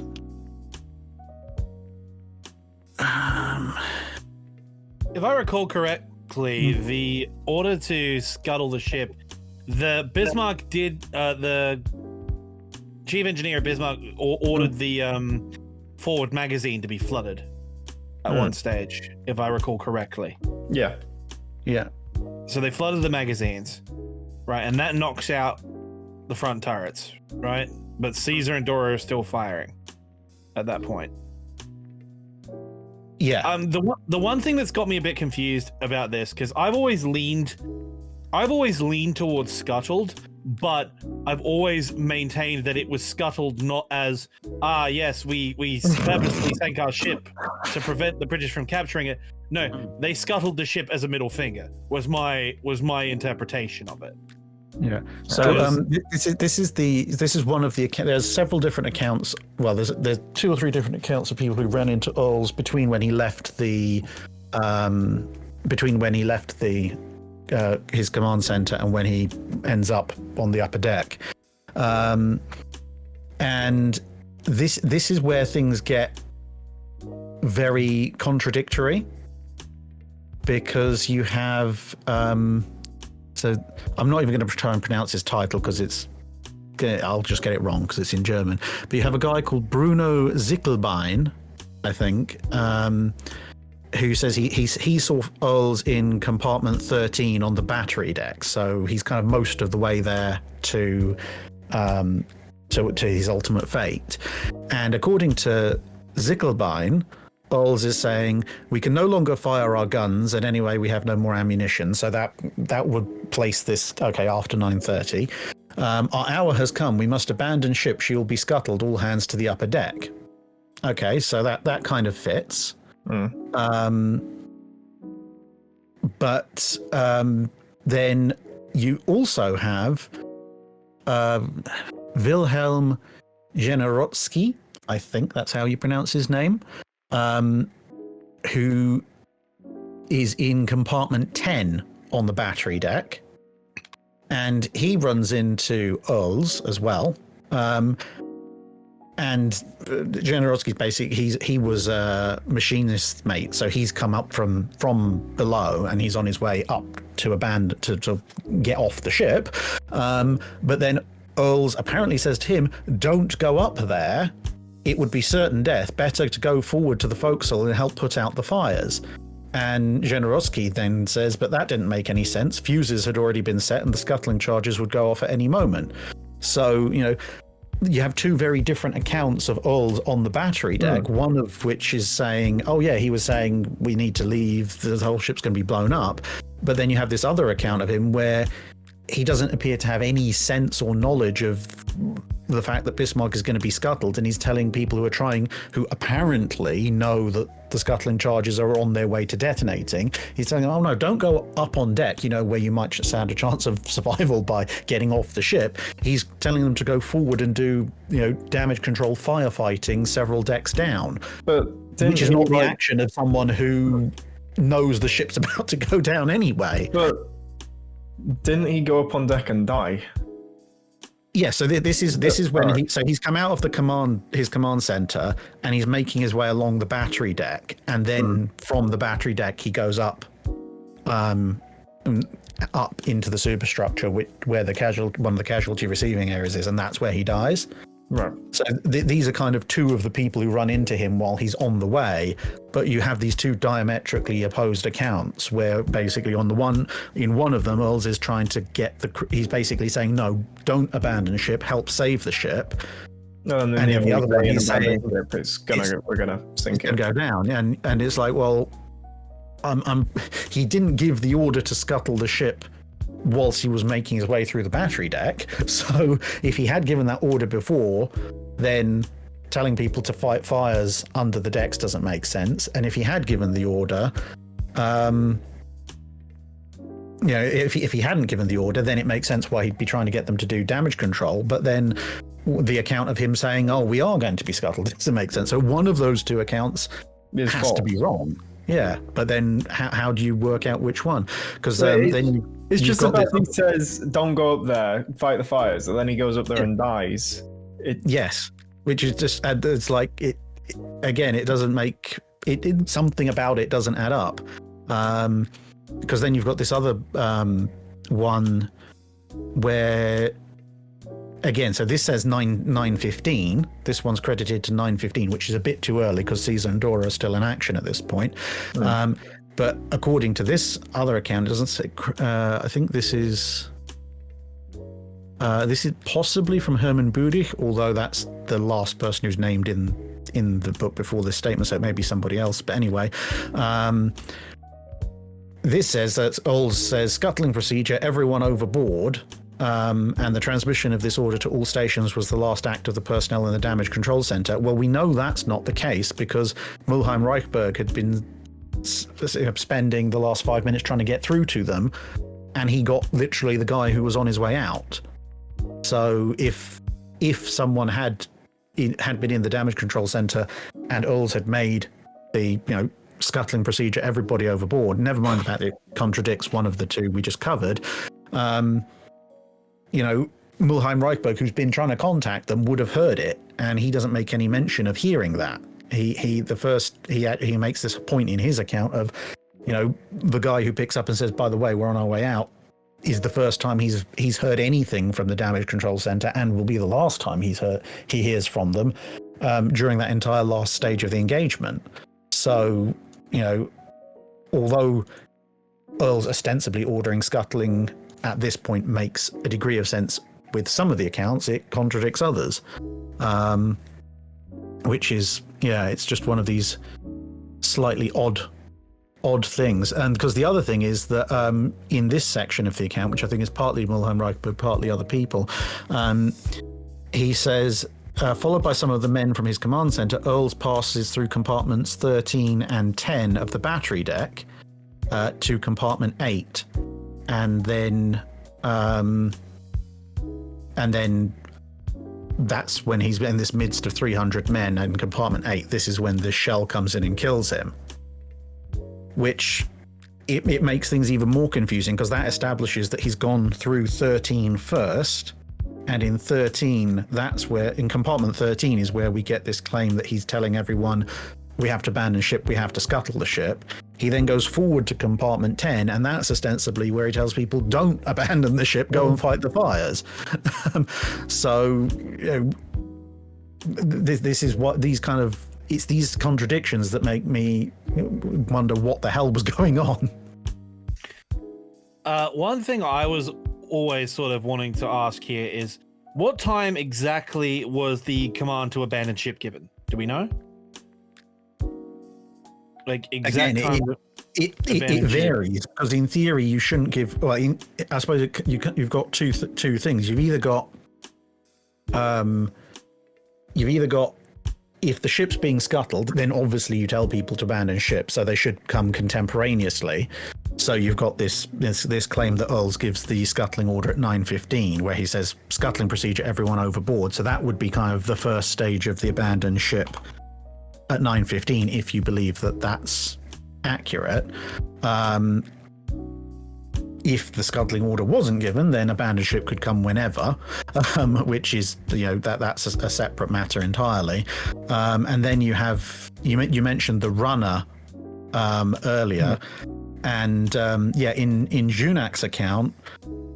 He says Junak claims he received the order through the engine control station, clear ship for scuttling. So that isn't actually the scuttle order, that's prepare the ship for scuttling, which is that makes more in terms of ordering, that makes a bit more sense, because it's effectively an abandoned ship order. You get everyone out before you set charges. But then he says that was the last order given aboard Bismarck. At this moment, the entire communication system broke down. So in theory, that should have been at 09:30, immediately before Mulheim Reichberg had his chat with the last man out of the control station.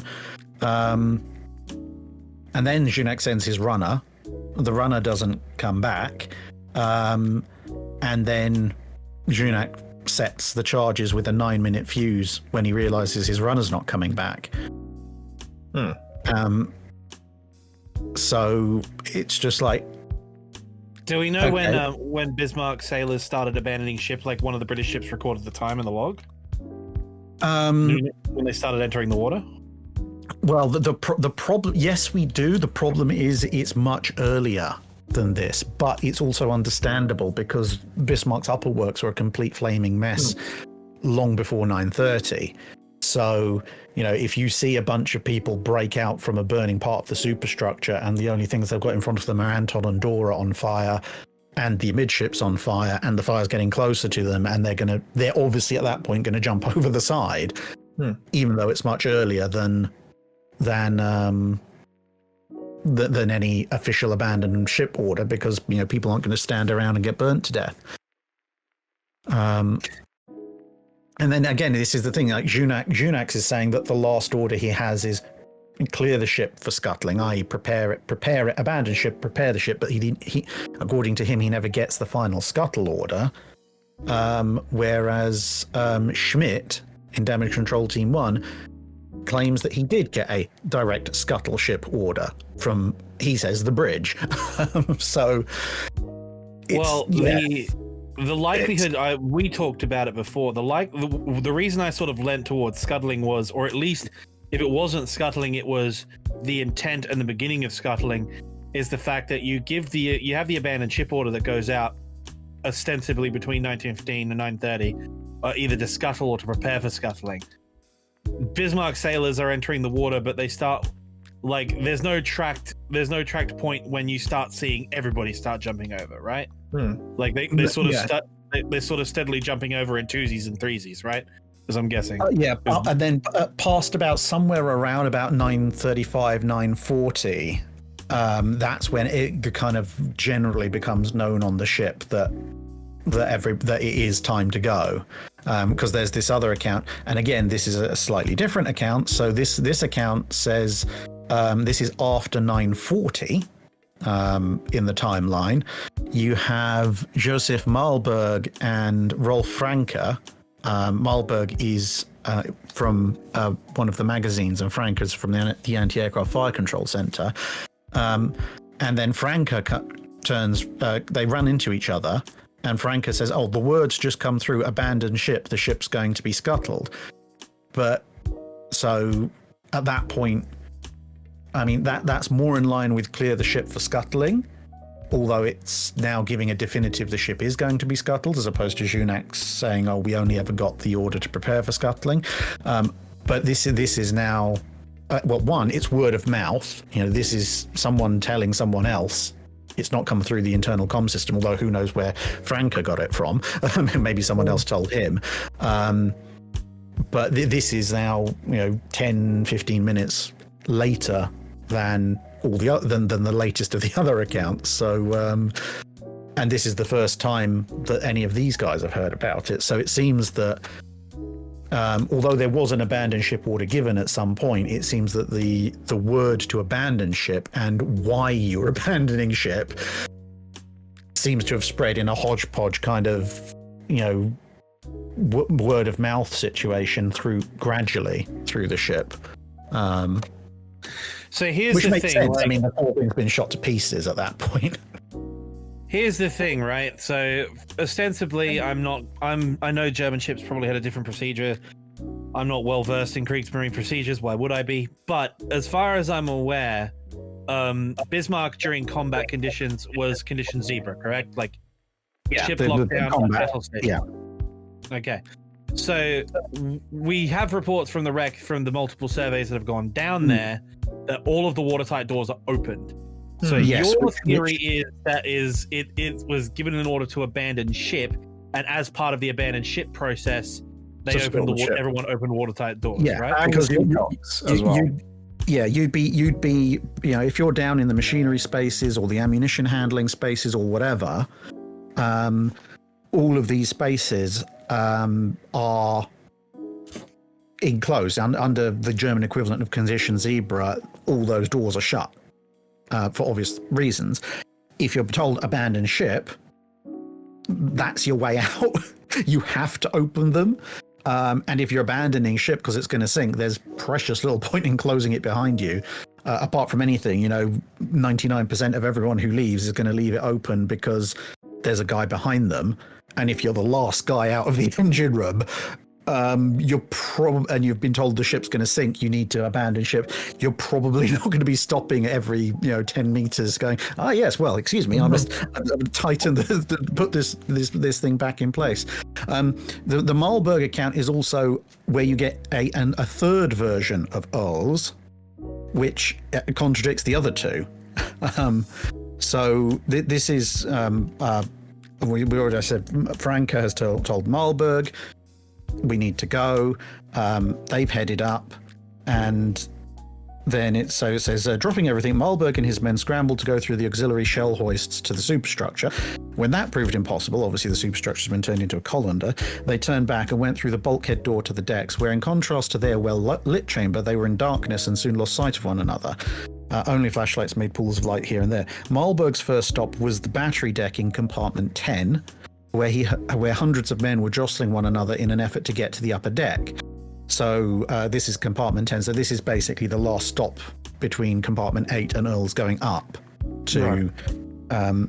So this post dates just about both of the previous accounts we've had of Earl's on the battery deck. And it says, suddenly, and it's bearing in mind this is now kind of after 9:30, he says, suddenly he heard the familiar voice of the first officer, sharp and incisive. What's all this? Go forward and help put out the fire. We aren't lost, not by a long shot. Is there no officer here who can take command? But no one came forward.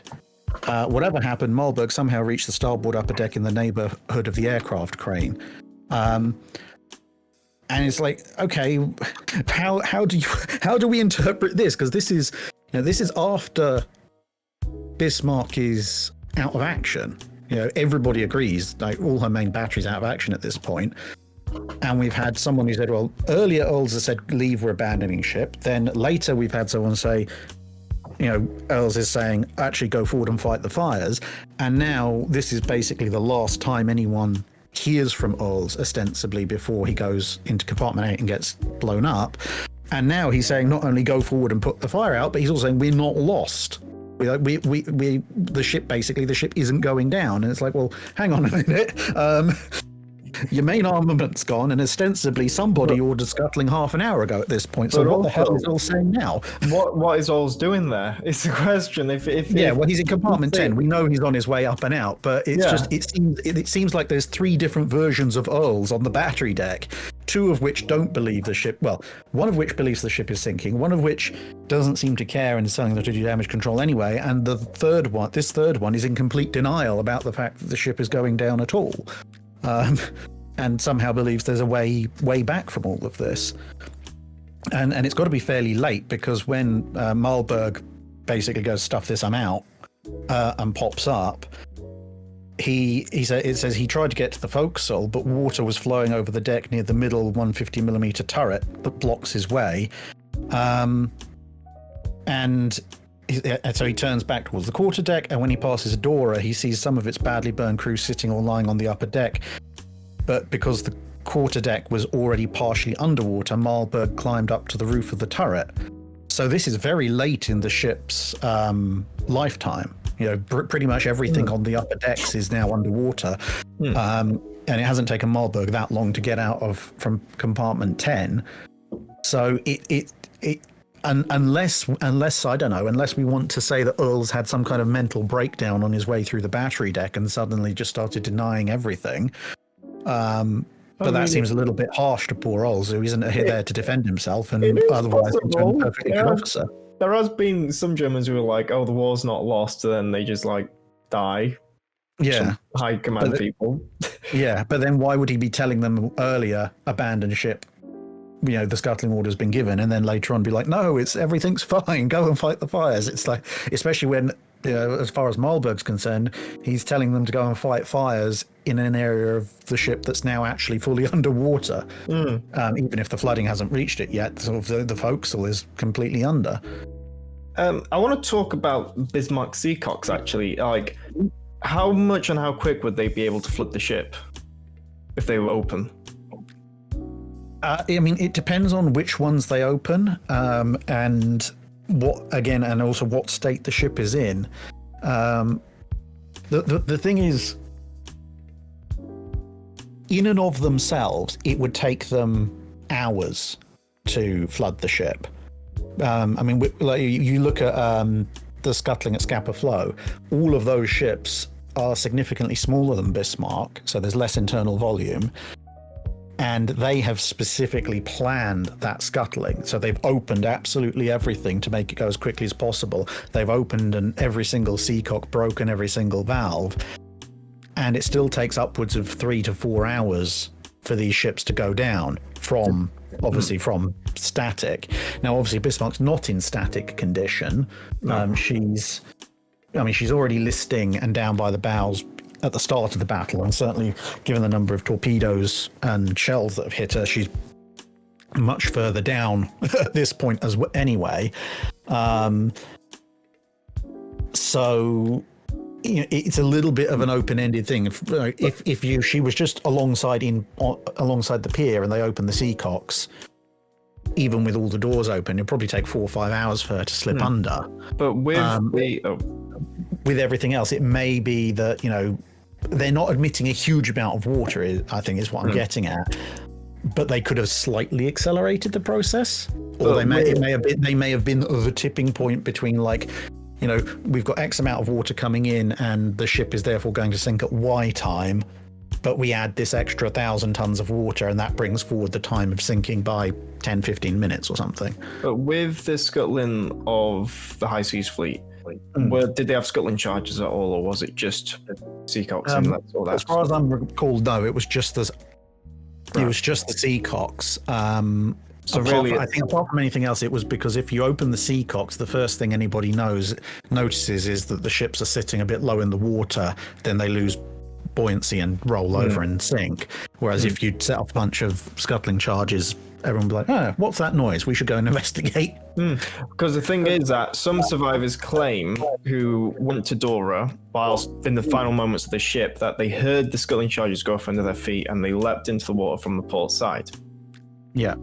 But the question I have is, the scuttling charges, would they only flood one side of the ship or both sides of the ship?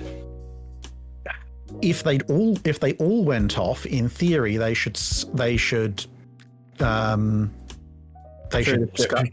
be everywhere. Right. So in theory, the ship should just go straight down, like not capsize. It should settle. Right. It might I mean, again, it depends on what, because you look at some of the ships in Scapa Flow just settled.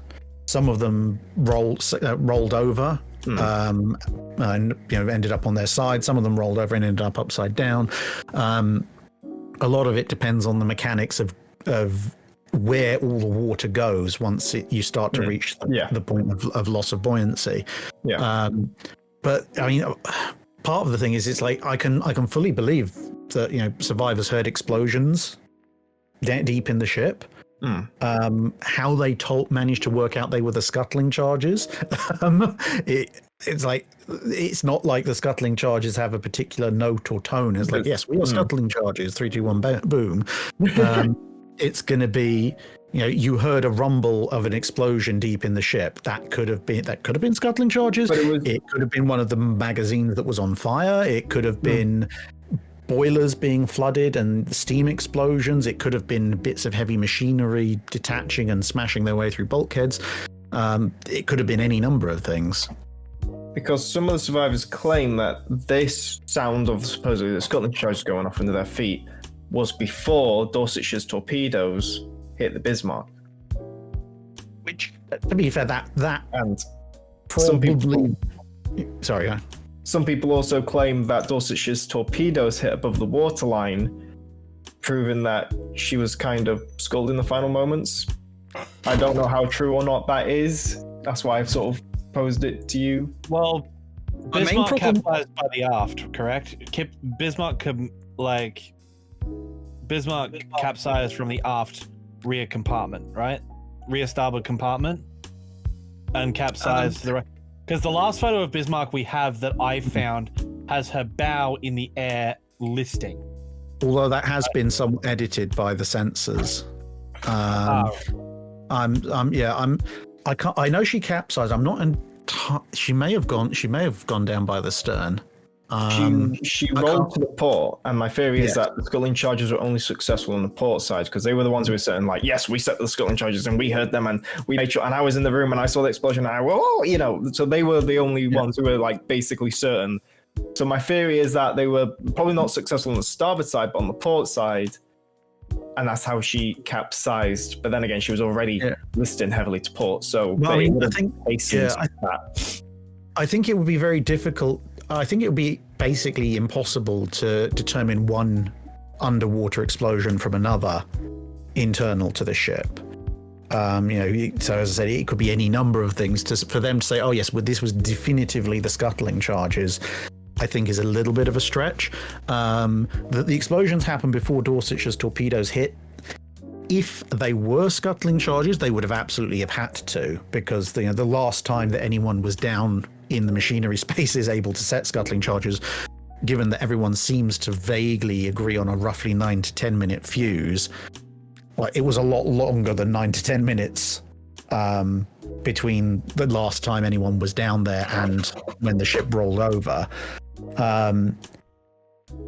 Personally, I don't tend to buy Dorsetshire's torpedoes hitting above the waterline or above the armor belt, mostly on the grounds that above the waterline and above the armor belt, those bits of the ship are visible, and no one's found socking great craters blown by several hundred pounds of torpedo explosive. But if she was listing heavily to port and her armor belt was in the water and the torpedo hit it. But you've got to remember the torpedo runs a certain depth. So, if the torpedo is going to be set for 15, 20 foot, whatever, down, it's, the armor belt could be 10 foot underwater. And if the torpedo is set to run at 20 foot, then it's still going to hit either the lower edge or just below the armor belt, rather than above it. And as the fact is, we know Dorsetshire did score hits. No one disputes that.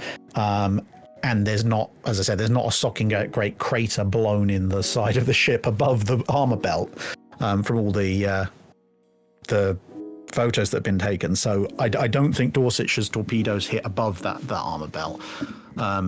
Whether they hit the armor itself, possible, but given that say Jutland, a 15-inch shell was able to blow back a armor belt plate just through sheer kinetic force, and elsewhere on Bismarck's wreck they found areas where some of the main armor plates have been started or forced back by impacts from shells. The impact of a 3 or 4 ton torpedo with several hundred pounds of explosive going off, I think, would have left a fairly considerable mark even on the armor belt. So I think those torpedoes will have hit below it, which will be in the area where the lower part of the ship is now completely wrecked. But there's a different, there's a lot of hull between the lower edge of the armor belt and the lower edge of Bismarck. So there's a lot of places to hit there. Also, with the James Cameron documentary, because I know you hate that, like you despise that. Well, I hate how people misrepresent it. The actual documentary itself, like the TV element of it, I'm not a big fan of. Yes, but I think that's because there's a huge difference between the formal report that was prepared after the. Was prepared after the expedition, which is the thing I linked in the video I did about the Cameron expedition. There's a huge difference between what that says and some of the stuff that's inferred or stated outright in the actual documentary itself. And I know that some of the historians who were involved in that are not particularly happy with the way certain things were put across in the documentary. Like Eric Grove. Yes, sadly departed now. And Bill Jurens as well. There's stuff that they contributed to the report, which either didn't make it into the documentary or was flat out contradicted by mostly James Cameron saying stuff in the documentary. Right, because the thing is about Eric Grove, he says different stuff in different documentaries. This is true. He doesn't say the same, because in the James Cameron was like, yeah, Bismarck sculled. And then in like the David Mins one, he did before, because David Mins went to the wreck, and David Mins was like, I don't know, Bismarck was sunk, not sculled. Eric Grove was like, yeah, Bismarck was sunk. And then in another documentary I saw, he says both. And then in like Drain the Ocean, he says Bismarck was sunk. So it's like, pick a side. I'm thinking like, pick a side. What are you doing? You know. But what's actually like I don't know. Anyway, I don't know what point I'm trying to make it. But what's funny is that my history lecturer, because I do military history, we did a part in naval history during the Second World War, and he was actually trained under Eric Grove. And he said in the lecture that Bismarck was sunk, not sculled. And I had a 45-minute discussion with him after the lecture about that one point, as well as the other points that he made about Belgrano being a destroyer and not a heavy cruiser. Yes. Like, yeah. But the point I'm trying to give me a sec. Eric Grove, he like.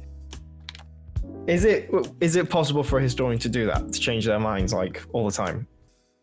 Or is it the case of, as you said before, Eric Grove was just like, they were like, hey, if we'll pay you like 20,000 if you say Bismarck was sculled? I think it can be either. You know, I mean, a good historian will change their mind if presented with enough evidence.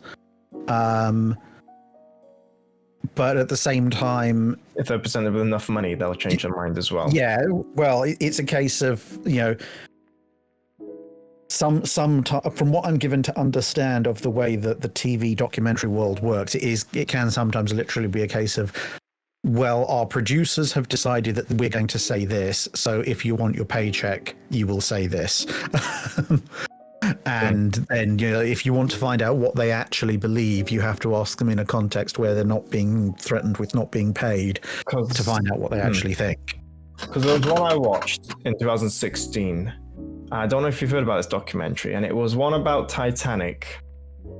And they found a picture of the Titanic with a smudge on it, a black mark. Oh yeah, the whole internal coal fire thing. And they were like, "Oh, this is a fire," and look, it's on the exact side that the Titanic hit the iceberg. And all of the historians had a fit when that got released. Like, and the fact is, the mass media was like, "Yeah, this is 100% the truth and the fact." And it's like, no, because A, the fire happened on the other side of the ship, and B, it happened on a much smaller scale, further aft than forward.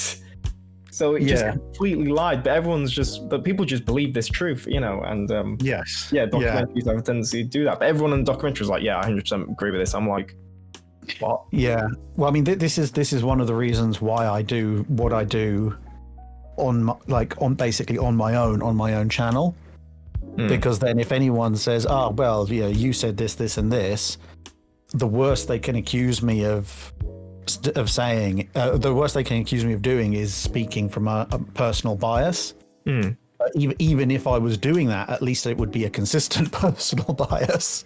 Yeah, I'm not at the mercy. And I'd like to think that if I was ever offered a talking head position on a documentary, I would just turn around and say, well, look, this is what I believe the history to be, and if you want me to say something completely different, then I'm just not going to be part of it. Or get another talking head in for a day to say that bit, and I'll talk about everything else. But the flip side is, on the one hand, it's easy for me to say that now because I'm financially independent of needing to be a talking head on a documentary, whereas for some people they need that paycheck. Anarchy. Hey, I have never once altered my historical analysis for financial. But what about those VPNs? VPNs are great. Drac takes sponsorships. I do too. Yeah. I did take one from a VPN. Basically, the 1-2 I think I've done a few Skillshare ones. The only other sponsorships I've done that I can recall are Squarespace, mainly because when they asked me, I'd already built a website with Squarespace off of somebody else's promotional and offer, and I thought actually it's a really good really good service, so I was happy to promote them. This podcast is not sponsored by Squarespace, by the No, way. it's sponsored by Manscaped. There you go. And the other one I've done is Audible, because I listen to an absurdly large number of 40k audiobooks on it.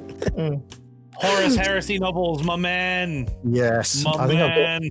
I think I've got like 2/3 of the Horus Heresy series on Audible and the other third in paperback.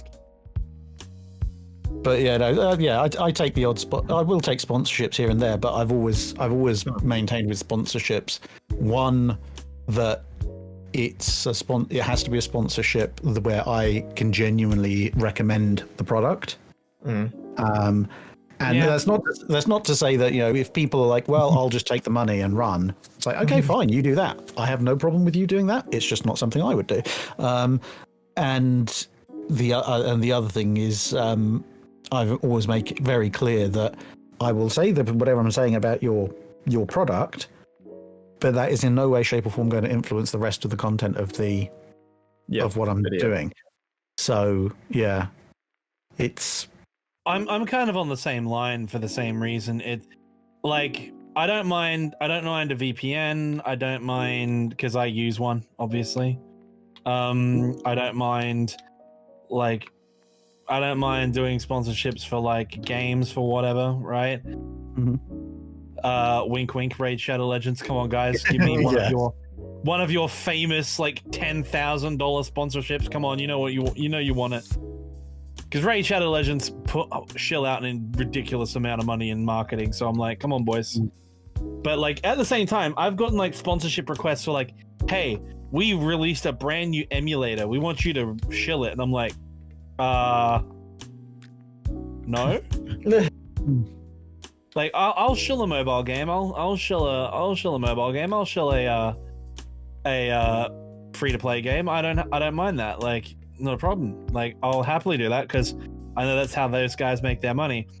But it's when you get people like, hi, we're like an emulator company from Xinjiang who wants to like, so what are you? Well, hi, we're a Mech Warrior game just starting out and we've only got like 20 players, but we like really want you to help us. I'm like, yeah, look guys, I'm gonna have to hard pass on this one. Like, I'm just yeah, but it's a mech game. Everyone loves mech games. Yeah, 100%. Like, whatever. Like, no. As I said, like, I've been approached by, like, the only sponsor I've ever had on the channel is Atlas VPN, right? They're the only people who have sponsored me. And this video is not sponsored by Atlas VPN. No, it's sponsored by Manscaped. But, like... It's the only way we could afford Drac to come on. Yeah. Oh, not that Drac would ever shave his magnificent beard. Neither of us will shave our beards. We look too young without our beards. To be honest, I've probably got far too many scars below my beard as well now. I'd probably look like I've been in a literal war. There's one point I need to make about the Bismarck scuttling debate.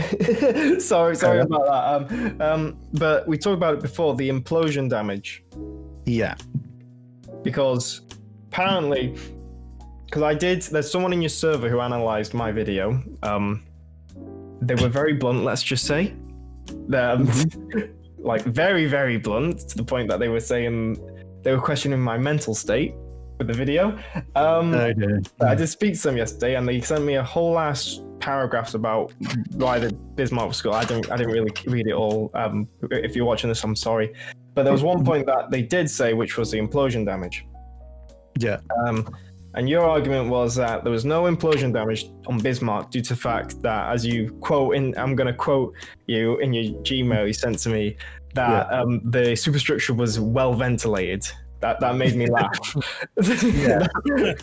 So basically, there's two strands to the implosion damage thing, and this I think if I remember correctly, this actually originates from Dr. Ballard. Yes.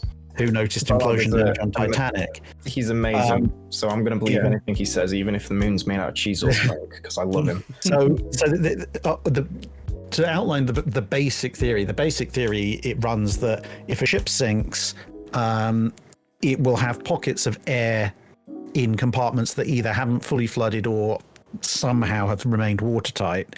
But obviously, as the ship goes deeper and deeper and deeper, water pressure goes up and up and up, and eventually that compartment breaches, the bulkheads collapse, and so you get an implosion. And so you see this damage on ships like Titanic. The main reasons why, I think there's 3, maybe 4 reasons why I don't necessarily buy it as evidence that Bismarck was scuttled, is, as you said in the email, as I said in the email, and you quoted, the top side was very well ventilated as opposed to Titanic, which just had a hole in the bottom, at least until it broke in two. So, there were plenty of paths for air to escape and water to come into Bismarck in its initial descent, because you don't get the implosion damage immediately. You get the implosion damage, several hundred, if not 1,000 feet down. So if there was remnants of trapped air in Bismarck, there were a lot more ways for it to escape than there were than there was on Titanic. Secondly, the ship had been hit by a fair number of torpedoes and so forth, and maybe some shells. So there was some underwater damage as well preceding, which would have allowed water in at the bottom. Obviously, that's how the ship gets sunk. We also know that they, as we've been discussing, the abandoned ship order was given, regardless of exactly how quickly it spread, but by everyone abandoning ship, most of the compartments, etc., would have been, the doors, etc., would have been left open, which between the water getting in the bottom and air getting out the top, and then later on water getting in the top, I think there were more than enough ways for air and water to exchange places for it to mostly, if not entirely, fill with water during the first few hundred feet of its descent. And then the last element, which also relates to the part about the top, is that water getting in the superstructure above the armor deck, etc., the whole place has been turned into a colander. It would have been flooded pretty much instantly. The only places where you could make a potential argument for whether or not there should be any implosion damage would be much deeper in the ship, below the armor deck, where, according to some, there was very little damage, if any. And if bulkhead doors had been left shut, or maybe things like the 105 mil or the 150 mil magazine that had been flooded and closed. It's like, on the one hand, yes, it was all closed up. On the other hand, it was on fire, so clearly something had already come in. So there was obviously, at that point, there was another route for water to get in and out of that place, following the path of whatever had hit it. But anyway,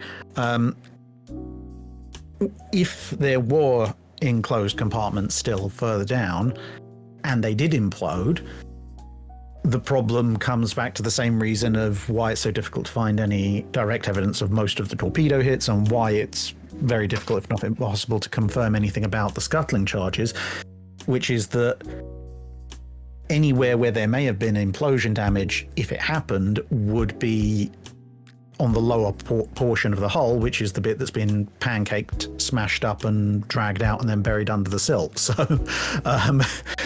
there might be implosion damage down there that we will never see because we physically can't access it. And there might have been implosion damage that isn't there anymore because that whole bit of the ship got, as I say, smashed into a very thin pancake.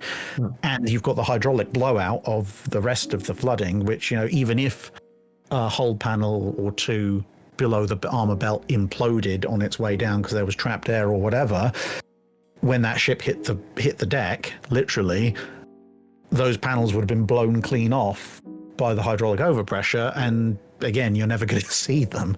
So it's like, yes, technically there's no signs of implosion damage, but that's because the only area where you would see any sign of implosion damage has been smashed to pieces, and everything else has also been blown to pieces. So it's not the same as Titanic, basically.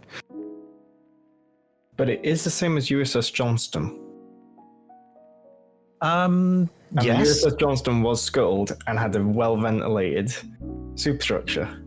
and she's in Well, very I good think condition. Johnson was going down regardless. But if we look at Hood, Yeah.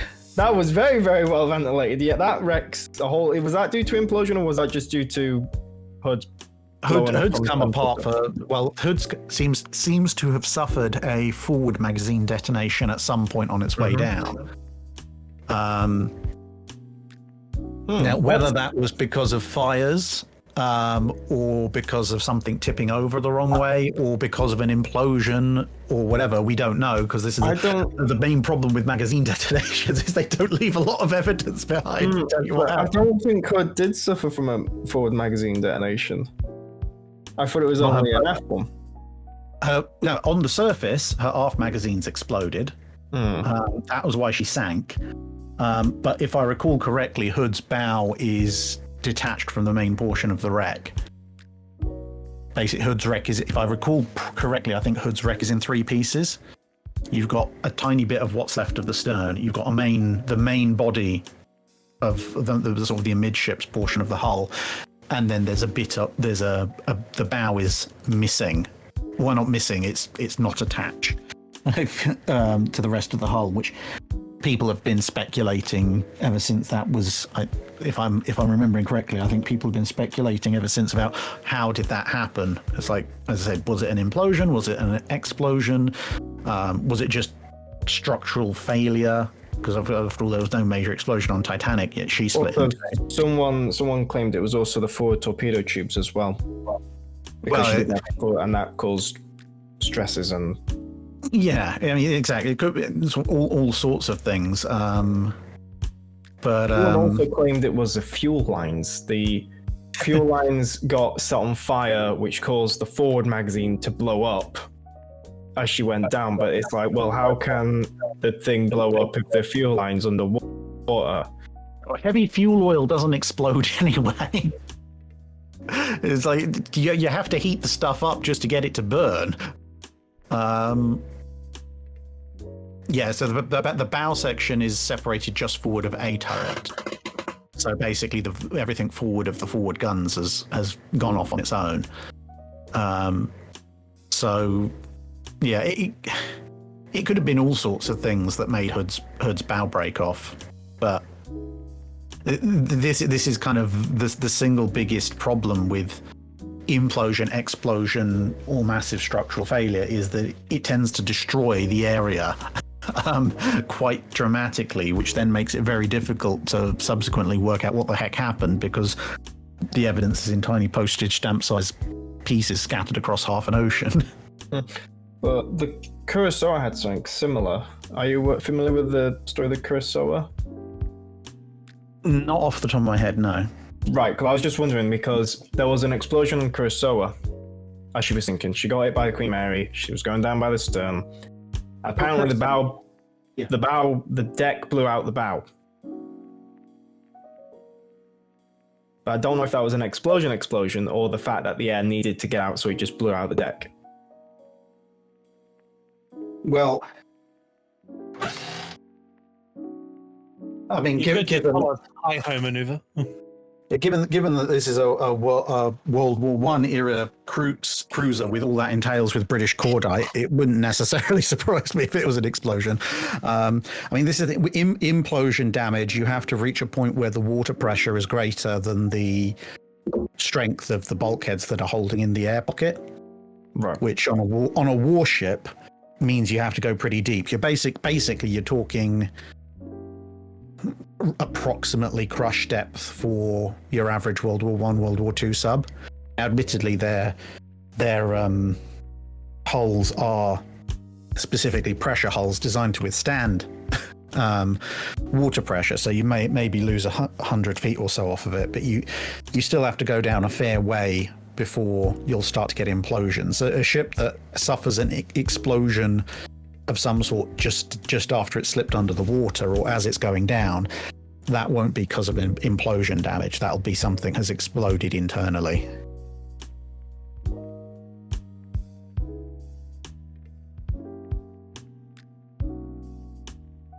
Right.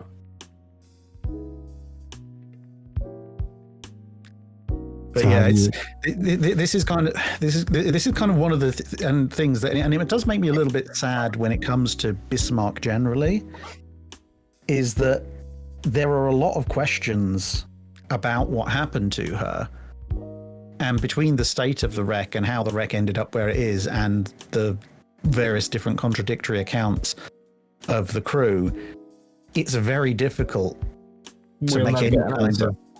Yeah, you can't really get any specific answers outside of the really big stuff. It's like, like when I did my video about the first video about Operation Rhinoboom, the whole voyage of the Bismarck, some people like, oh no, no 16-inch shell could have blown the back out of Bruno turret.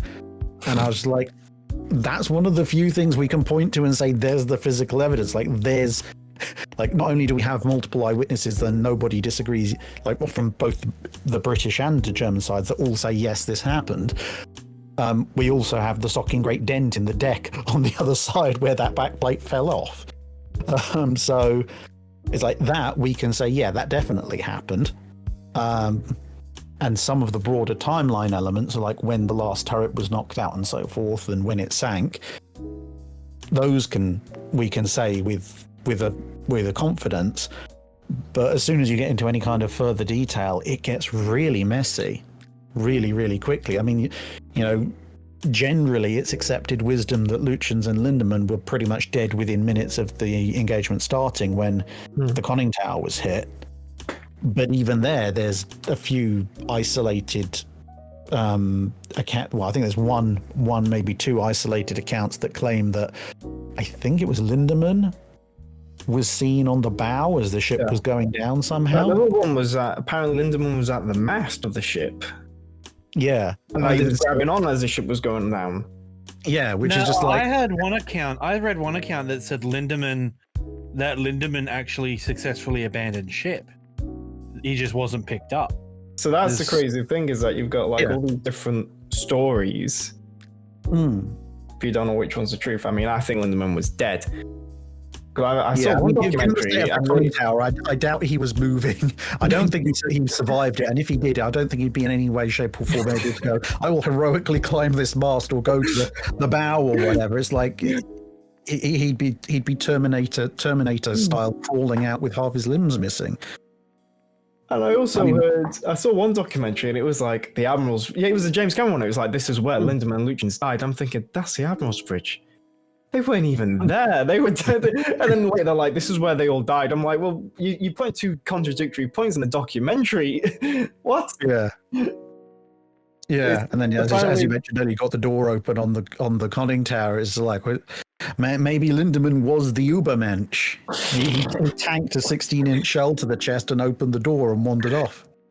But a lot of people do love Lindemann and they hold him in that regard, and then they just shit talk Lutyens. That's what I hate about documentaries. They make Lutyens a bad guy. It's like, oh, Lutyens was a Nazi and everyone hated him. It's like, no. The only two things really that I can hold that from a completely sort of arbitrary perspective, the only two things that I'd really hold against Lutyens during the course of it, like everything else is, you can interpret it one way or the other. The only two things where I point to and say these were failings would be in the initial fight at the Battle of Denmark Strait, where he seems to have become slightly paralyzed within action, and Lindemann eventually is just like, stuff this, return fire. So that was a bad call. Although, to be fair, the fact that he was paralyzed into inaction in and of itself isn't necessarily too much of a problem, because he's the admiral. He's not supposed to be commanding the tactical actions. The bigger fault is the fact that he's trying to command the ship when that's Lindemann's job. And the only other thing, which again in abstract you can hold against him definitively, is his kind of war and peace transmission to Hitler. When I mean, okay, he didn't necessarily know that the British had lost track of him, and he thought he was doomed, but he seems to have come over all fatalistic all of a sudden, and then sends this ridiculously long radio transmission back to Germany, and everyone is just like, yes, thank you, please keep transmitting while our HFDF systems gradually triangulate your position. So you don't criticize Lindemann and Lutyens for like not working together because after the Battle of Denmark Strait, Lindemann wanted to go back to Norway for repairs, and Lutyens was like, I want to go to France, you know. Well, like, that wasn't a fault of Lutyens. I'm just wondering because a lot of people say, "Oh, that's the fault of Lutyens. He was a fucking idiot because he wanted to go to France." And I'm like, "No, I mean, could have done it." The thing is, again, it's easy to say in hindsight that obviously it was a problem and he shouldn't have done it. But admirals and captains disagreeing on what should happen to the ship, it's not a unique failing of Lutyens and Lindemann. Like, that happens all the time. Prince of Wales. Admiral Mitchell versus Halsey on more than one occasion was pretty freaking crazy. Well, Admiral Mitchell's resolution to most of those things is, I hear what you say, Halsey, and I understand what you've just told me to do, but my counter argument is, screw you, I've already done it anyway. This entire argument was just time wasting so that I could do what I wanted to do anyway, and you can't stop me now. So I believe Sam Jackson made that quote in a Marvel movie. I understand that the Admiral has made a decision. However, it was a stupid ass decision, so I have elected to ignore it. Yeah, pretty much. But yeah, no, I think the other thing is that, you know, when you look at that whole should they have turned back or not, again, it's this kind of let's look at it from the perspective of what information they had available to them at the time. Yeah. Yes, going back to Norway was faster than going to France. On the other hand, they had Norfolk and Suffolk trailing behind them. Now, granted, Norfolk and Suffolk aren't really going to stand up to Bismarck in a straight-up fight, but they do have torpedo launchers, which could have been a problem. And they also know that, well, they would have known from German aerial recon that Hood and Prince of Wales were not the only elements of the home fleet. You had Repulse and 5, I think, coming up the rear of it, weren't they? They definitely knew about King George V, and thanks to decoys and various deceptions that the British had at Scapa, the home fleet appeared to be at various points 4 or 5 capital ships strong, when in fact it was only 3. So, you know, if you're working off of that intelligence, you'd be like, well, if I turn back now, I'm going to have to fight my way past Prince of Wales. And, you know, Prince of Wales is the only ship that's landed hits on me so far. I'd have to fight my way past Norfolk and Suffolk, who may or may not torpedo me. And even if I manage to blow my way through all of them or evade them, etc., I may run into elements of the home fleet coming up the other way, or the RAF, because they know where I am now. So, you know, you have to weigh that against. Because if I sail out into the Atlantic, it's a longer journey, and I may be hunted down by other battleships. But that's actually a good point. Because you're right, because that's a tactical consideration not many people think of. They've just run the gauntlet of somehow, by some miracle, they made it past the British home islands and into the Denmark Strait. Yeah.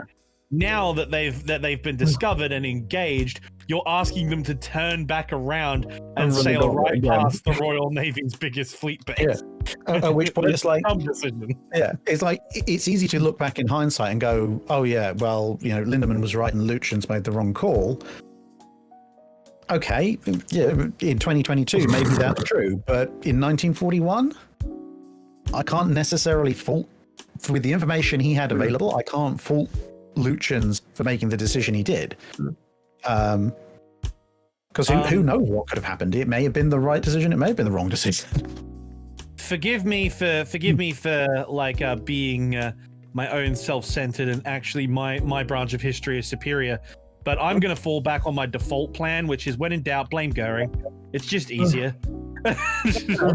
You see, we can blame Goering, actually, because if Goering hadn't been such a complete stick in the mud about who exactly owned aircraft out at sea, then we could have ended up in a scenario where, oh, hello, welcome back.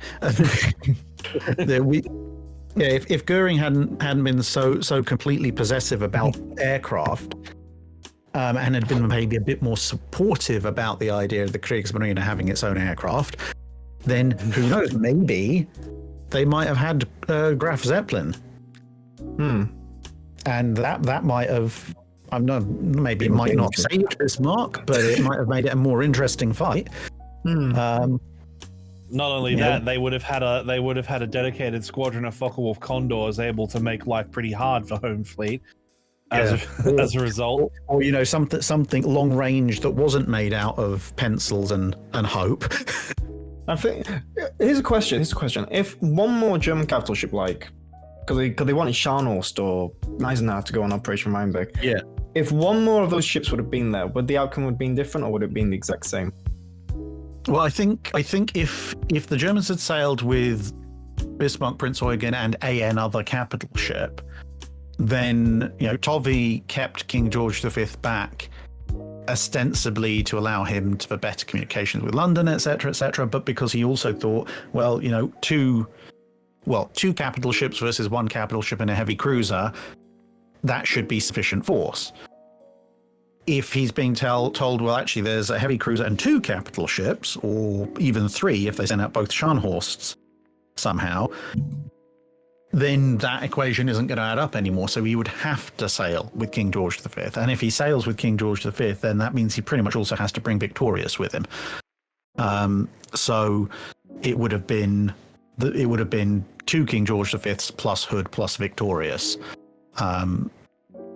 Which would be a completely different battle again, because who knows how that would have gone, because King George V, I mean, it's weird to say, it's like, on the one hand, King George V had slightly more reliable guns than Prince of Wales. On the other hand, for a ship that was fresh out of dock, Prince of Wales had a pretty darn good gunnery record for actually that engagement. So, especially when they did like 2 gunnery trials before. Yeah, and given the fact that obviously Holland was leading in Hood because he was the officer in charge, Tovey had his flag in King George V. If, therefore, they'd gone into battle, then King George V almost certainly would have led the fight. If King George V leads the fight, then tactically it makes more sense to have Prince of Wales directly behind King George V because they're sister ships, and Hood bringing up the rear because on paper Hood is faster, so if any radical maneuvers happen or if you need to bring up relief quicker than normal, then having Hood at the back makes more sense, which of course completely changes the order of engagement at that point. And which means Prince Eugen and Bismarck open fire on KG5 and Prince of Wales instead of Hood, which means Hood can be more effective in bringing her 15s. Yeah, and also they hit the right target first, because Hood is shooting the wrong target.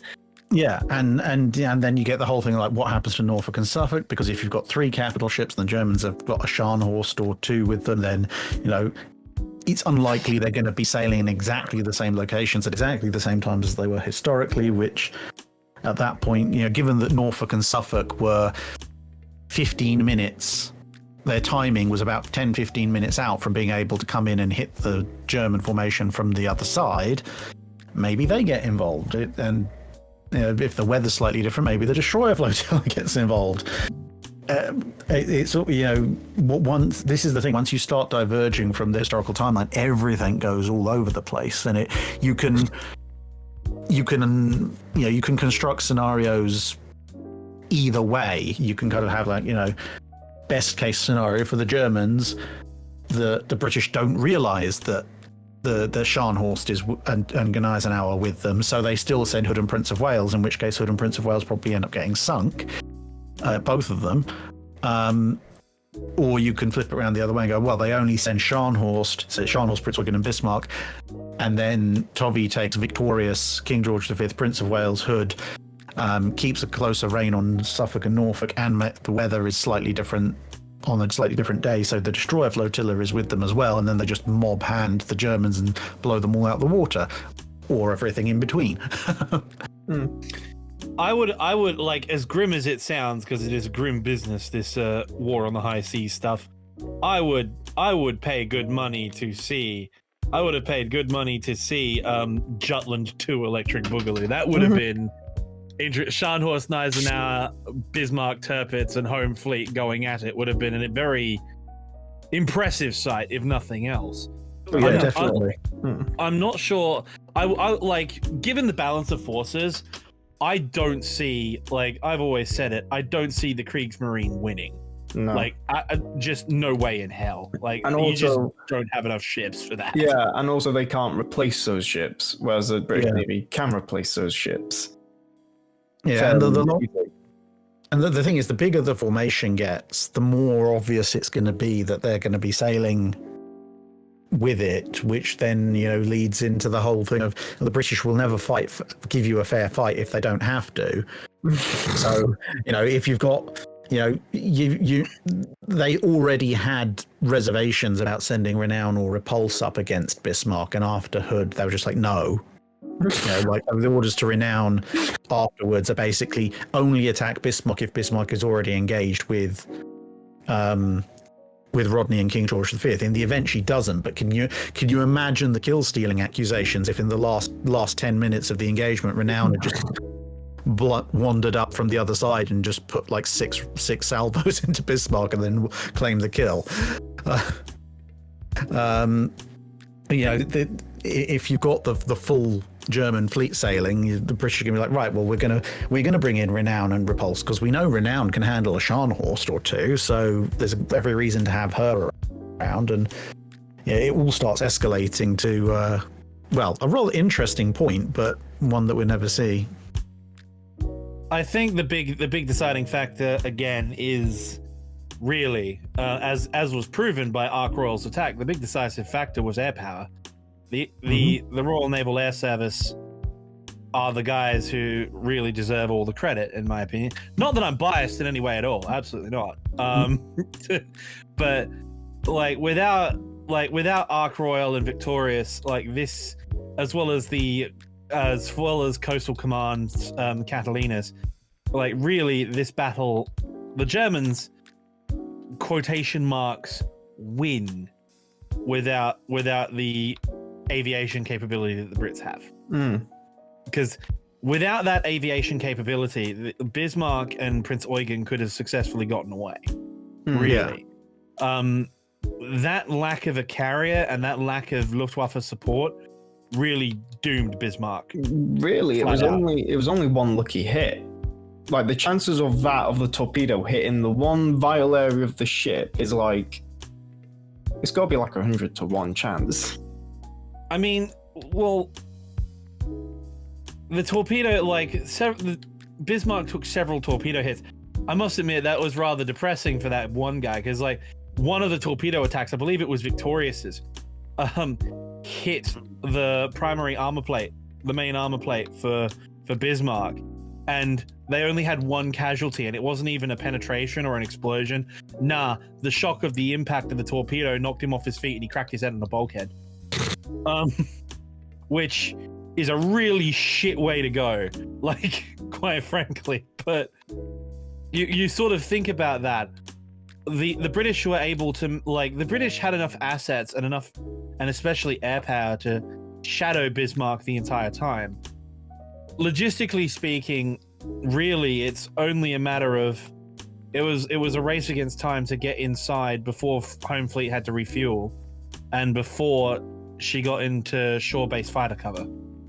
Right, and once you're in shore-based fighter cover, the Luftwaffe can basically cut off any chance of you being able to track the ship. And that's, of course, assuming that Goering would cooperate with the Kriegsmarine, which, of course, 9 times out of 10 he doesn't. Ever. Like I've read some theories. I mean, it's always like you only have to go on one World War II history forum, and I advise you don't. But you only have to go on one to find a bunch of people like, here's how the Germans could have won. And I'm like, one of the ones I see quite often from the Kriegsmarine standpoint is the German lack of a fleet air arm really caused them problems. I mean, the lack of Graf Zeppelin, like, I wonder how effective Graf Zeppelin would have been, really.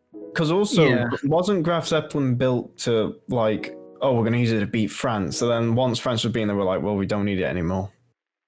Well, the whole German fleet was built around the principle of fighting France. not the Royal Navy. And even the Z plan, such as it was, which is kind of the pivot after, because if you look at the way the Z plan's constructed, it's like, well, we've got the Bismarcks building, and therefore the Z plan is Bismarcks and Scharnhorst plus this. So Bismarck is not part of the Z plan, but anyway, even the Z plan was kind of, it was basically Risk Fleet 2.0. It was we can't outbuild the British, but we can challenge them enough to do what we want elsewhere, which was probably never going to work. But I mean, the Graf Zeppelin is an interesting one because, again, with all sorts of never built ships, you could construct all sorts of scenarios around it, but personally, I lean towards the idea that Graf Zeppelin probably, if she had a little bit of luck and been captained well, probably would have been a much more effective commerce raider than any gun-based capital ship. 100%. Because she has her own onboard aerial reconnaissance wing, so she can see targets much, much further away than a surface ship's going to. She's faster than it, so she's got the ability to run away if necessary. And she doesn't have to be physically present in line of sight to attack a convoy. She just needs to find one, use her speed to get into a nice strike position, launch an air attack, and then, whatever that air attack does, convoys at that point don't really have much in the way of air defense. So, they're pretty much not quite unopposed, but near enough coming unopposed. They can torpedo and bomb whatever they like, return to the ship, and rinse and repeat until basically you run out of aircraft, either through lucky shootdowns or mechanical breakdown, or the ship itself runs out of fuel. And not only that, of course, it really shuts down the ASW capability of the GI UK gap, for lack of a better term. I know that's a Cold War term, but because now you can't send the Catalinas and the Sunderlands and the Liberators out on their own, because at any point in time a 109 might pounce out of nowhere from Graf Zeppelin. So you have to now devote a whole lot of, you have to basically keep Ark Royal, Illustrious, Victorious, and all of the Independence class carriers around to sort of keep babysitting the convoys. You can't just assign a couple of destroyers and be all right, because you run the risk of torpedo planes and dive bombers wrecking your convoys. Yeah, and you also get the you can make the argument that Graf Zeppelin, if she gets caught by a surface ship, would end up being sunk, but well, Bismarck proved being a battleship doesn't save you from that fate either. So, she's equally dead if she's caught by major surface units. But as I said, she's got the speed and she's got the aerial recon capability to stay away from those heavy surface units. And if somebody comes in with a bunch of swordfish to try and cripple her propulsion to slow her down so that she can be caught by the heavy surface units, well, she's got a bunch of 109s aboard, so she's a much better place to survive that. She has a combat air patrol. And this is the other thing, right? The other thing, also in terms of investment, really, because I mean the tonnage differential between a carrier and a battleship is huge, as well as the logistical infrastructure you have to maintain it. How many carriers could you build for, say, how many Graf Zeppelins could you build for one Bismarck or Tirpitz, for example? Well, maybe two. I heard that Graf Zeppelin cost more than Bismarck. Well, she was in development hell, so Graf Zeppelin's a pretty chunky carrier for the time period. She's kind of 33,000-ish tons fully loaded, but thanks to Bismarck being a horrifically badly engineered ship, Bismarck's still 10,000 tons heavier. So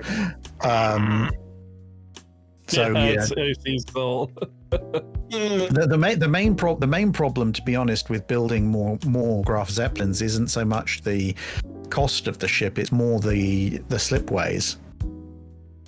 because I think, if I remember correctly, Graf Zeppelin went in on the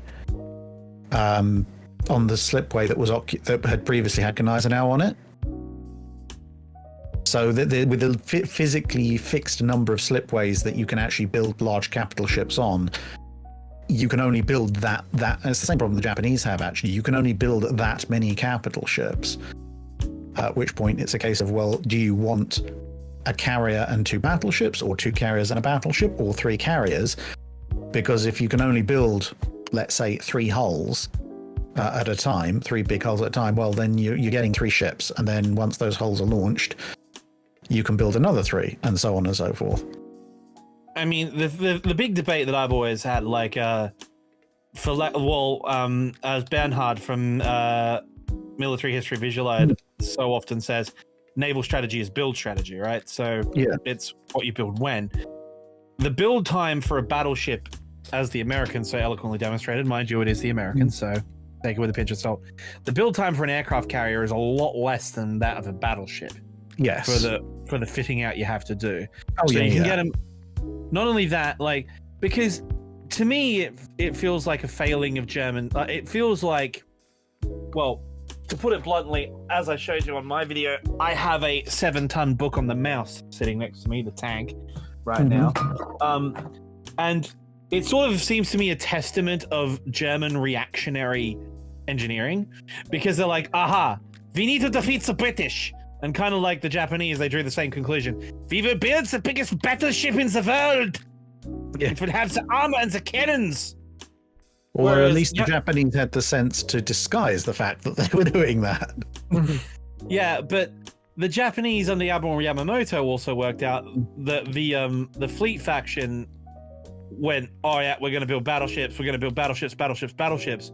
Whereas the treaty faction were like, yo, because of the tonnage restrictions and everything, and because of their flexibility, maybe carriers would be the better option. Like, Kido Butai was proof to everyone, and the exploits of the Yorktown sisters was sort of the nail in the coffin of the battleship, as far as I'm concerned. I'm guessing you've made videos on it before, but I'm guessing that because the future of the carrier wasn't obvious at the time, it was hard for the Germans to make the call to prioritize Graf Zeppelin. They felt that perhaps battleships were the way to go, because given the resources Germany has, it makes more sense to me from what their goal is, that U-boats, medium cruisers, for lack of a better term, so like not too big, not too small, but fast and big guns, Panzerschiff, if you want to be like that, like Panzerschiff, destroyers, U-boats and aircraft carriers would be the way to go, because you can zip out, blow a bunch of shit up really quickly, and then run away before the British can do something about it, right? Whereas trying to get into a stand-up fight with home fleet, which is what Bismarck and Tirpitz were really designed to do, despite what everyone claims to the contrary, doesn't seem like a smart move. You just die. And you spend a whole lot of money and a whole lot of time to build 2 massive ships that achieve basically nothing. Yeah, this is the thing. It kind of, in many ways, it very closely you look at the German plans, and Bismarck is blatant proof that it's mainly built against the Marine Nationale, because Bismarck and Tirpitz versus Richelieu and Jean Bart, and Scharnhorst and Gneisenau versus Dunkirk and Strasbourg. That's an interesting, relatively even matchup. Is it? Well, I'm just wondering who would win in a fight, Richelieu or Bismarck, or Jean Bart and Bismarck. It's quite close. I'd say both Richelieu and Bismarck have advantages and disadvantages over each other, but in the end, they're both modern, fast. They're modern, fast battleships armed with 8 15-inch guns at a very crude level, and Dunkirk was built to counter the Deutschlands. The Scharnhorst and Gneisenau were laid down. Strasbourg was then altered to counter the Scharnhorsts. So it kind of is an even split there. Personally, I like some of the features of Richelieu slightly more than some of the features on Bismarck, albeit it's a little bit marginal. But if you did a 4-on-4, I'd be like, okay, toss a coin. I have no idea how this is going to play out. Oh no, it's just I don't like the French, so I just want you to say that they'd lose. Yeah. Well, the thing is, if I would say that this much at least, then the Germans were closer to finishing Graf Zeppelin than the French were to finishing Joffre. So, yeah, if they had ended up going to town in some hypothetical scenario where the war doesn't start till the 41-42, the Kriegsmarine would have had an edge in modern fleet units against the French. But then when it kind of, as I say, illustrates why the Bismarck was never meant to go toe-to-toe with the Royal Navy. It could, but that was on the basis of the fact that it was a modern capital ship, not because it was. It's not because the Germans were sitting down in the mid-1930s going, yes, we will take on the entirety of the British naval strength with 2 battleships. The thing that sort of irritates me about the idea that, like, maybe whether they did, that's obviously the case, but we need to be ready to fight the French. I mean, yes, I get that, but the thing is, you have an army that can fight the French.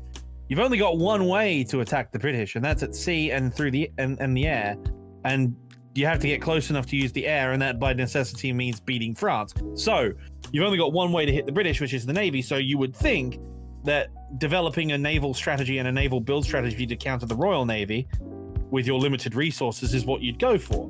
I mean, the Soviet naval build strategy was heavily focused on destroyers and submarines because they realized they couldn't build a fleet able to counter the main European navies. So they developed a low-cost, high-damage output fleet to sort of cover their coastal waters and to keep what lanes they did have open, which is why, like, the submarines in Baltic Fleet and Black Sea Fleet did so well. Well, once they got past the Finnish torpedo nets, that is. But it's one thing that I've always sort of found confusing about the German mentality. They create all these big fancy weapons to fight the French, and then end up using none of them for their intended purpose. And regarding the fight between the Germans and the French, the only thing I really have to comment on that in terms of like Shadows and all that sort of thing, from our discussion we've had and from your videos that I've seen, the French Navy and the Kriegsmarine may be the only matchup in which I wonder whether the battle will be decided more by mechanical failure on either side than it will be by the actual exchange of your shell. I mean, in a 1940-41 matchup between Richelieu and Bismarck, the most likely occurrence to happen is Bismarck blows its own radar out and can't see anything, followed by at least one, if not more, shells detonating in Richelieu's gun barrels and knocking out our main armament. At which point they're both staring at each other with Bismarck like, well, I can see you, but I can't kill you. I can see you, but I can't hit you. And the French going, well, I could hit you if any of my guns were still alive, but they're not. So, and again, as always, anachronistic though it is, but it makes for a good joke. The whole argument about the Kriegsmarine is rendered moot anyway because Bomber Harris exists. So, so the RAF exists, and therefore the Kriegsmarine is irrelevant. Here's another question I got. I forgot to ask it. I couldn't ask it before because I just couldn't because it was conversation. Yeah. But what was it a mistake that the Bismarck didn't hunt down Prince of Wales, the crippled one? I don't think so. Right. To be honest, I think the logic there was sound because, for one thing, they didn't know. They were still working out how bad the damage was to Bismarck. They knew Prince of Wales could hurt them, and yes, it was slightly better. Like Prince of Wales was at that point with Norfolk and Suffolk, so okay, it's one capital ship, so it's slightly better odds than two. But you've now got Norfolk and Suffolk, which could engage Prince Eugen, and then you have a one-on-one between Prince of Wales and Bismarck, which they don't know how much damage they've done to Prince of Wales. They know they're already down by the bow somewhat. They know Prince of Wales can shoot relatively straight, and they don't know about the issues she has with her guns. Albeit that, you know, by the time they realistically would have pursued Prince of Wales, those issues had been fixed anyway. So, yeah, I don't think they were wrong to decide. Actually, we're not going to chase them down, because there's far too many unknowns and far too many variables and far too many ways that it could go wrong for them. That, and they're running eastwards towards Home Fleet anyway, so if you pursue them too long, you're going to run headfirst into KG5 and Rodney, which is not fun. I thought Rodney was in America. Well, I think you're probably Rodney was right. out on convoy duty, but you know she would have shown up at some point. But yeah, sorry. Instinctively, I keep them together in my head. Point is, like, yeah, you've got Home Fleet coming from the direction that Prince of Wales is running in, and obviously he's going to assume, at least I would assume, that if an enemy is running away, he's running away to friendly lines, and if I pursue him too long, and we get bogged down in a firefight, he'll get friends, and that's a fight we most likely kind of can't comes win. down to the what's the median case? So, best case scenario, sure, you might sink Prince of Wales. Worst case scenario, Prince of Wales, Norfolk and Suffolk sink you completely outright.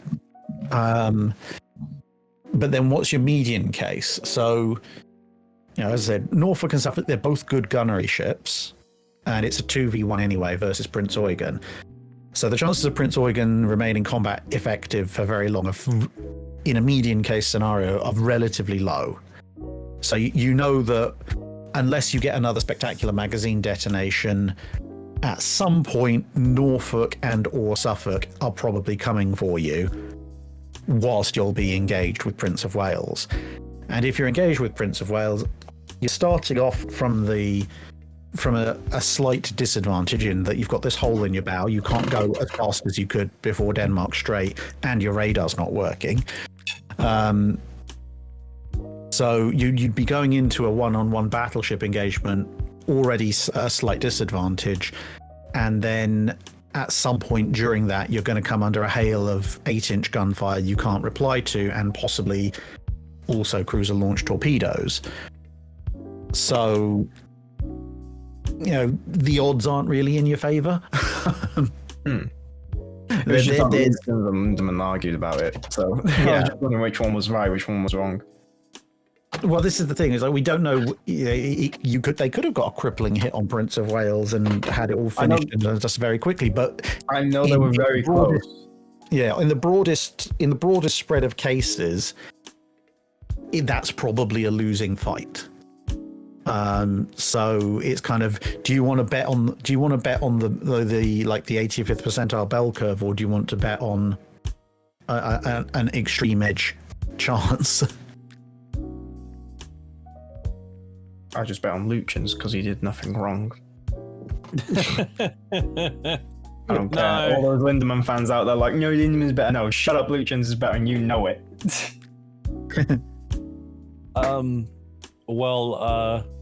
Hate to be that guy, but Admiral Tovey says L plus ratio, so just gonna have to deal.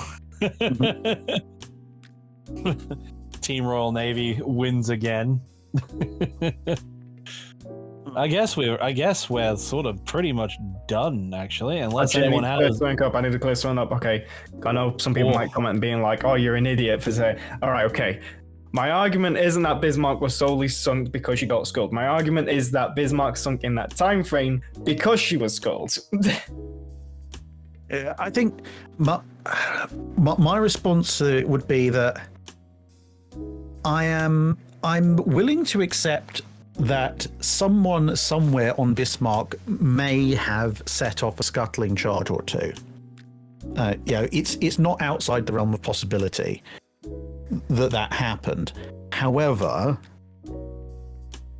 my reading of the balance of evidence basically says that there certainly wasn't a I'm relatively certain there wasn't a fully coordinated attempt to set off the entirety of the Bismarck's scuttling charge set.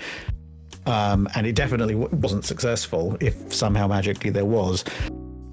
And the evidence that I can see from the eyewitnesses and everything suggests that whatever was going on Bismarck, I don't think anyone actually knew what was going on, because everyone seemed to have different versions of events. So it was kind of a pure chaos scenario. At which point, it kind of, as you said, definitely, I definitely don't think the only reason Bismarck sank was because she was scuttled. I think if a scuttling charge or two went off, it was only hastening the inevitable by a matter of minutes at that point.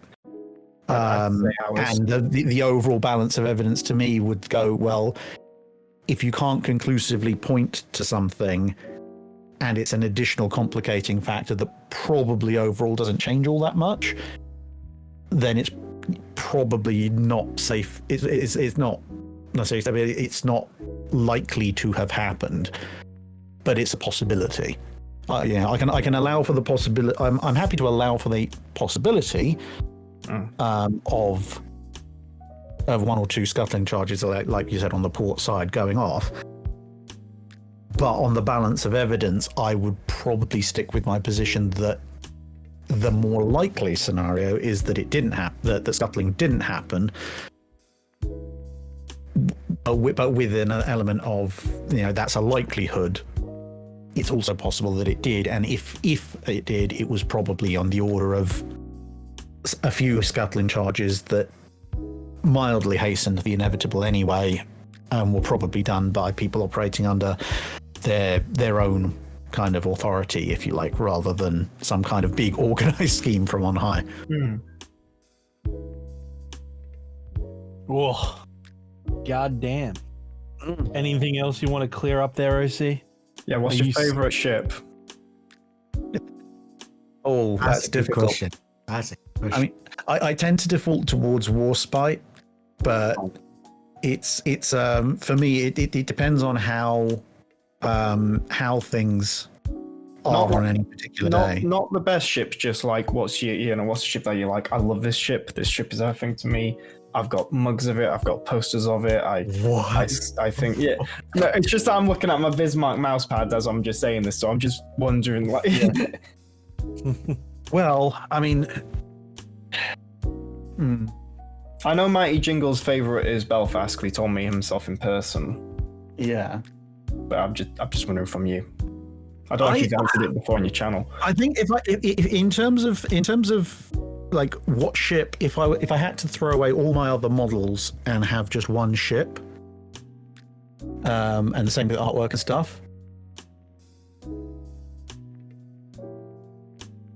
That's a difficult one. In terms of early 20th century ships, I think it would probably be a toss-up between Warspite and Rodney.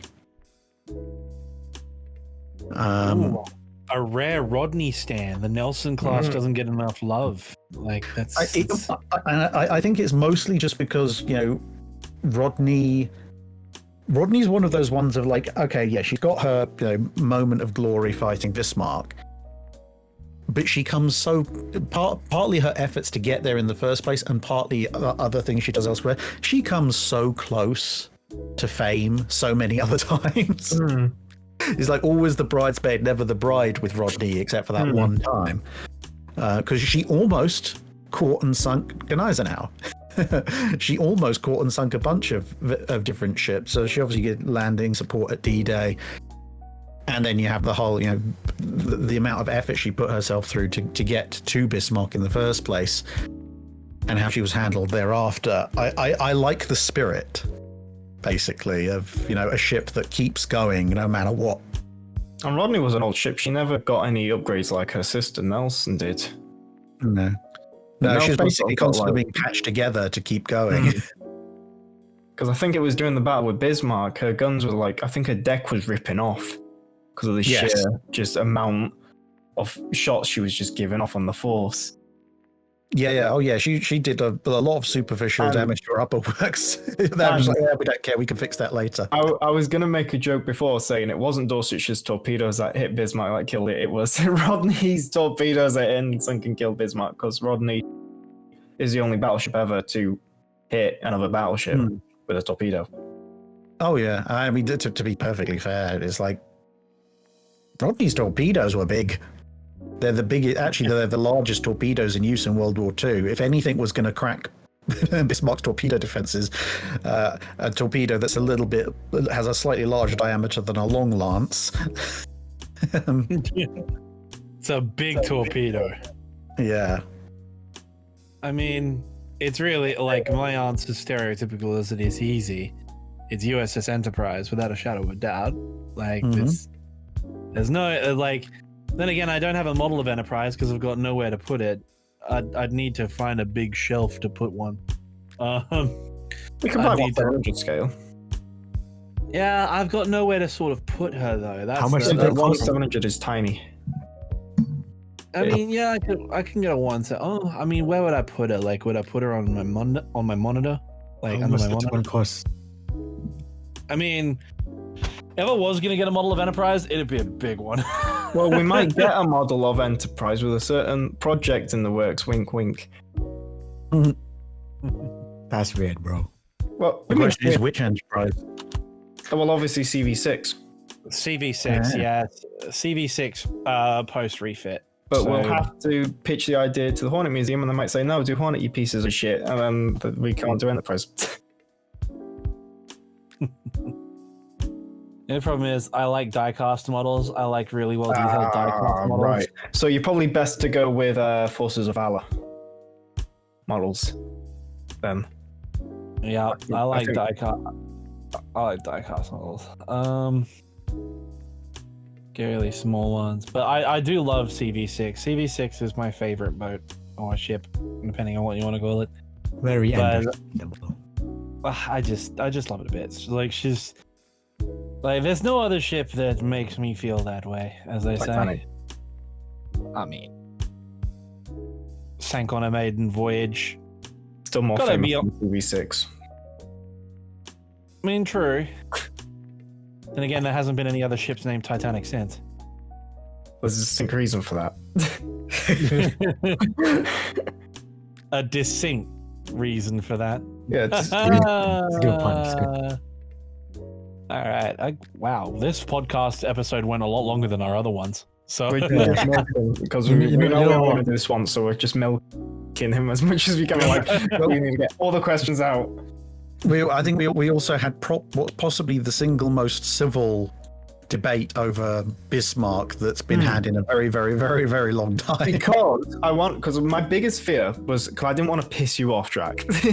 I really didn't want to. I respect you, okay, 100, because I've had people just being like, there's this moderator in my server for like the past 4 years who's just been bothering me about you. He's like, join Drac's server, do this, do that, you know, and he's just, you know, I respect you, I respect your work. Unfortunately, I don't always watch your work. I remember that when you came out with your Bismarck scuttling video, someone called HMS Vanguard, who I used to know and talk to quite a lot, they literally shoved this video in my face being like, he proves you wrong, suck on it, you know. So, and then it was a video I saw with you and Anarchy, and you said that it was a 5-year-old argument. I was like, no, that's it, so I thought I'll make a civil argument about Bismarck, about my case, you know, try and like not be verby with it, because a lot of people, they are verby with it. They are like, oh, Bismarck only sunk because scuttling, and you know, Bismarck never would have sunk, and U-boat would have towed Bismarck back to Magic Land, and they would have won the war because Bismarck would have had the ability to fly or some shit like that.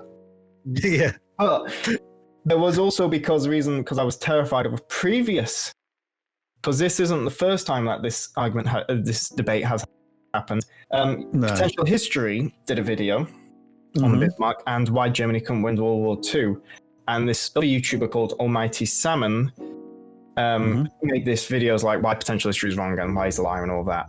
So Potential History and him did an argument, a live stream that was a debate, and it was basically Potential History just curb stomping this Almighty Salmon person. But it was also partially because the Bismarck scuttling debate, and it was really a case of Potential History saying, well, I didn't really get into it and I didn't really bother to, so there we go. Yeah. It was more focused on the Germany could or could not win World War II, and potentially history hated it because Almighty Simon did it for fame, and I don't want to come across as doing it for fame. I'm not doing it for fame. I'm just doing it because it's never really sort of the Bismarck scuttling debate's never been one-on-one, like his reasons for scuttling, his reasons not for scuttling. Yeah, no, I appreciate it. It's you know, it, as you say, it's like people get very, very, very worked up about it for slightly absurd reasons. To be honest, I kind of look at it and from a perspective of, you know, where does the evidence go, or where is the evidence fuzzy? And does my knowledge as an engineer help in any way, shape, or form with it? And that's really as far as it goes. So it's like, as you said, it's like, you know, my default position is that she wasn't scuttled and she didn't sink because of scuttling.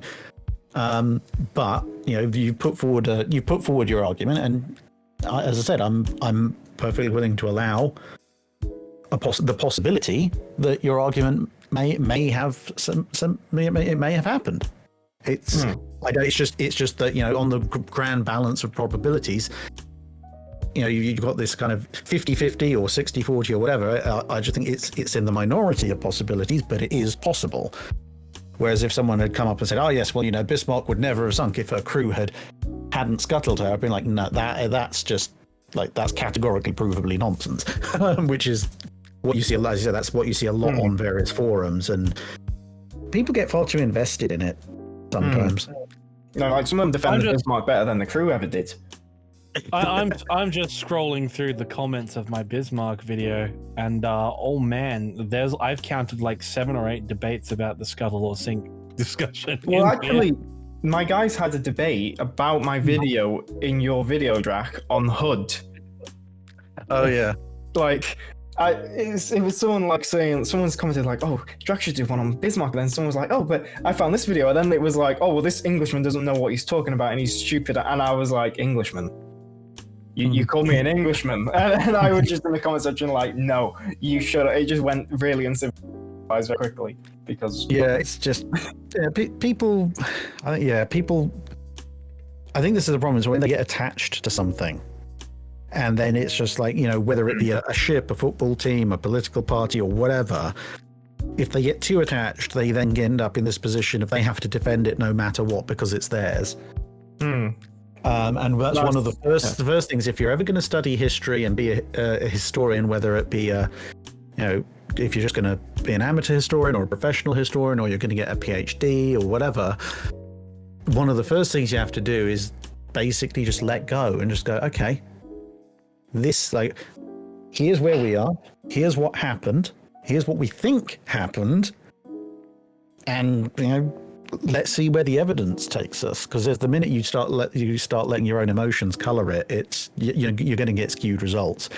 One of the everything you know is wrong, and all your heroes are terrible people.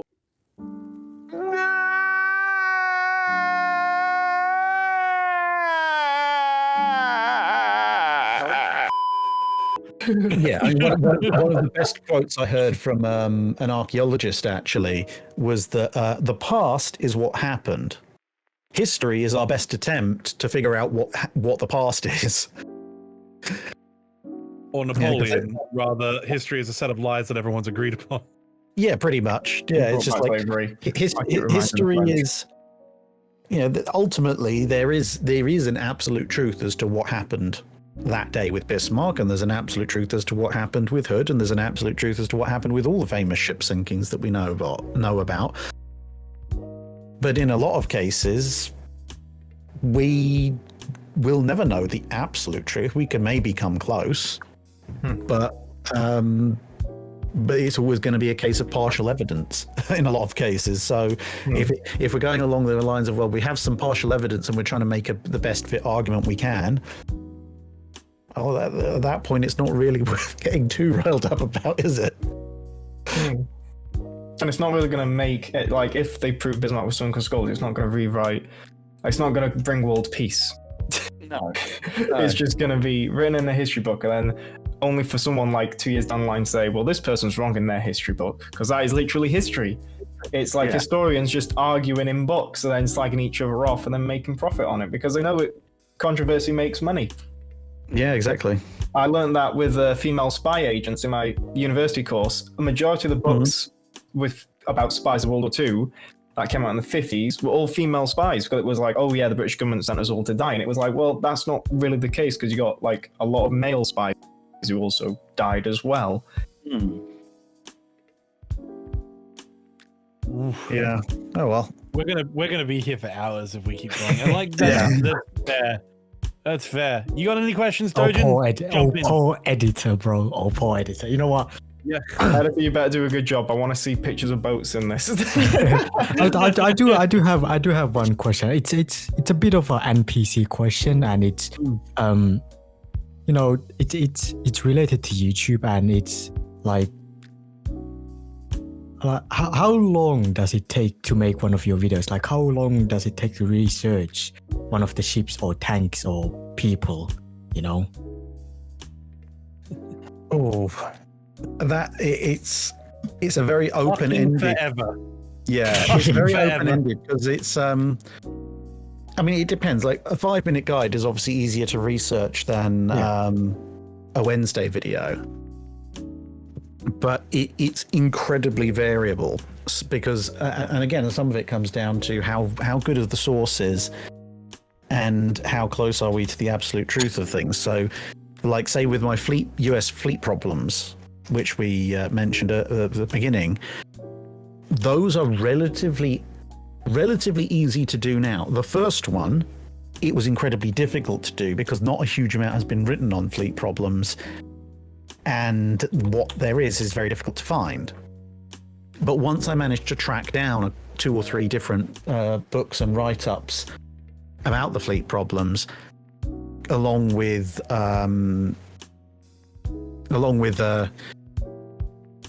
finally tracking down in the US National Archives the original reports and everything, now I'm like, well, I've got all those resources. Now I just have to work through them sequentially, fleet problem after fleet problem. So the first one, I think, took me like 4 or 5 months to find all the material. The most recent one took me about 3 weeks off and on to take several thousand pages of documents and condense them down into about 15. Oh my God.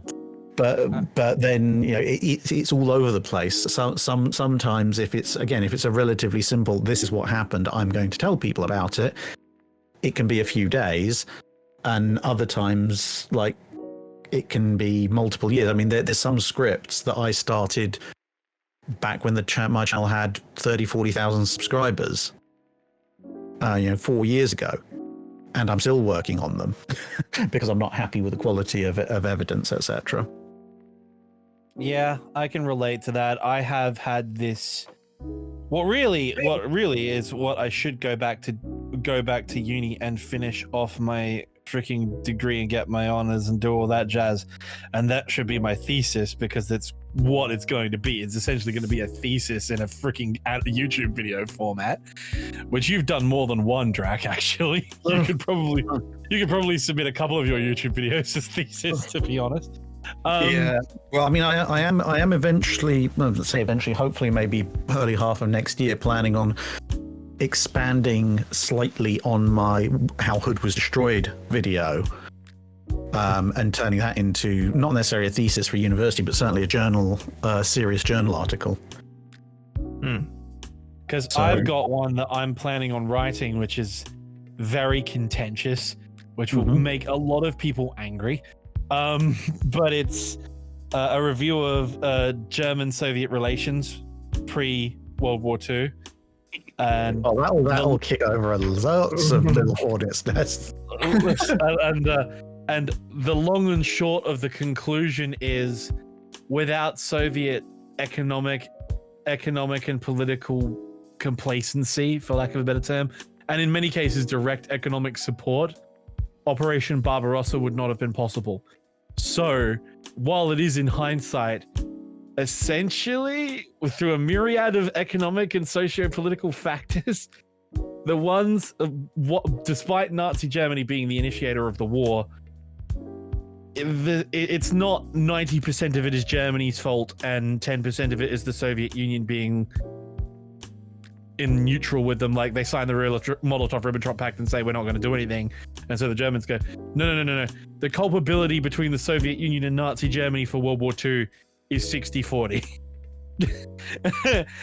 60 because the Germans are actually starting it, but the Soviets, from the research I've gotten, and I've gone through 4 books. Feeding the Eagle was a long one, and God, that was boring. Like, it's tables of statistics for about 80 pages of it.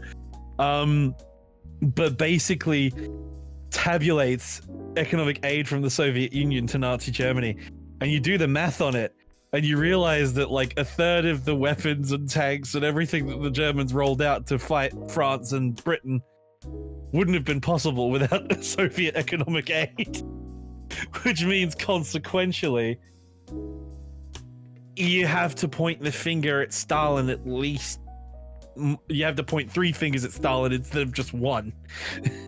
And given the recent context of what's going on in Ukraine, that is going to, yes, you're right, that is going to kick up a huge hornet's nest. I am going to get a lot of flack for that, because the long and short of it is, without the Soviet commercial agreement with Nazi Germany, Operation Barbarossa would not be possible.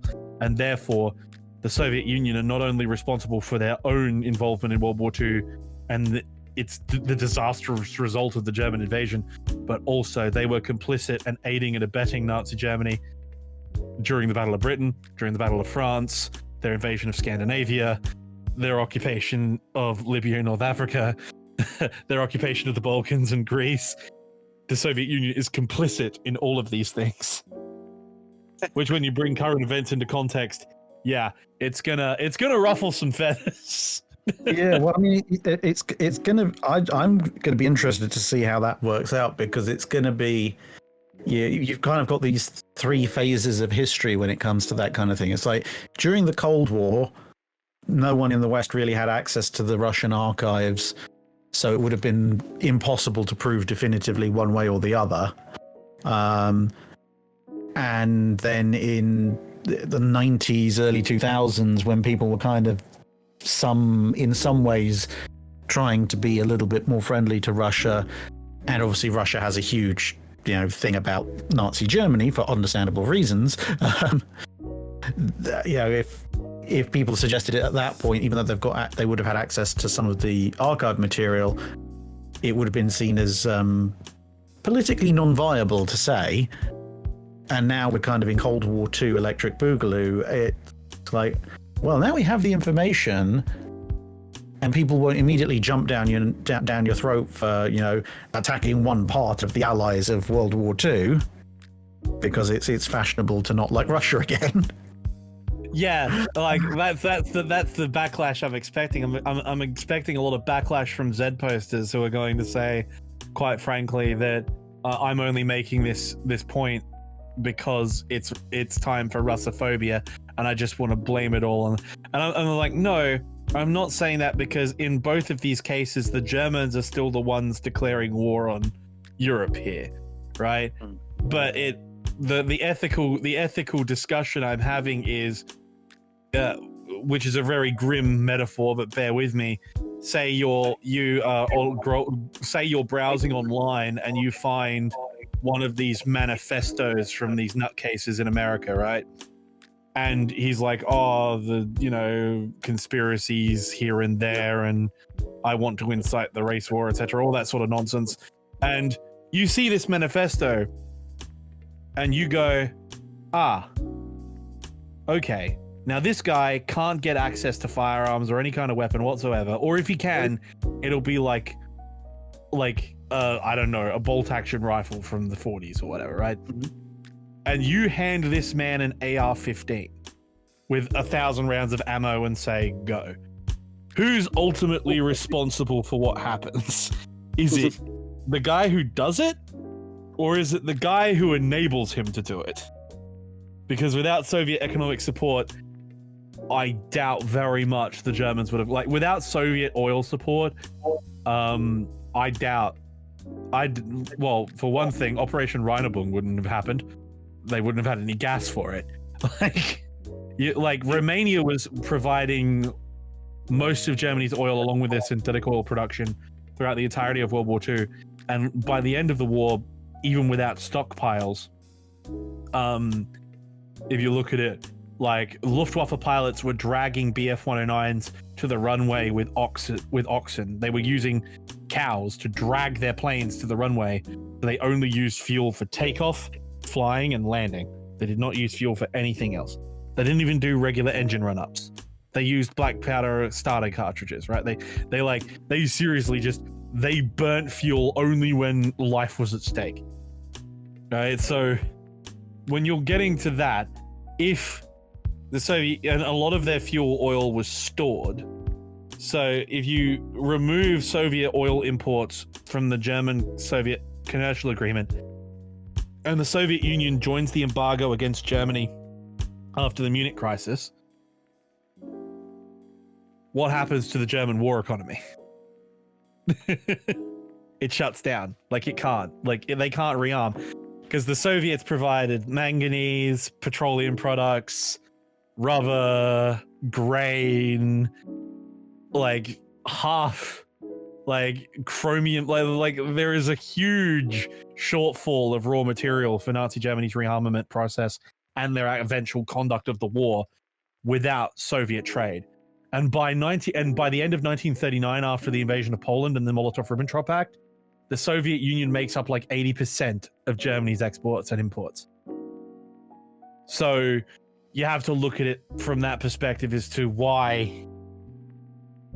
And so I've been going through files that have been translated from Russian. I don't know how good they are. I don't speak Russian. I've got books written by guys from during the Cold War, so you've got to go, is this just Soviet bashing? And then you've got Stalin's commissioned sources who says, actually, we were just buying time. All of this trade was inconsequential.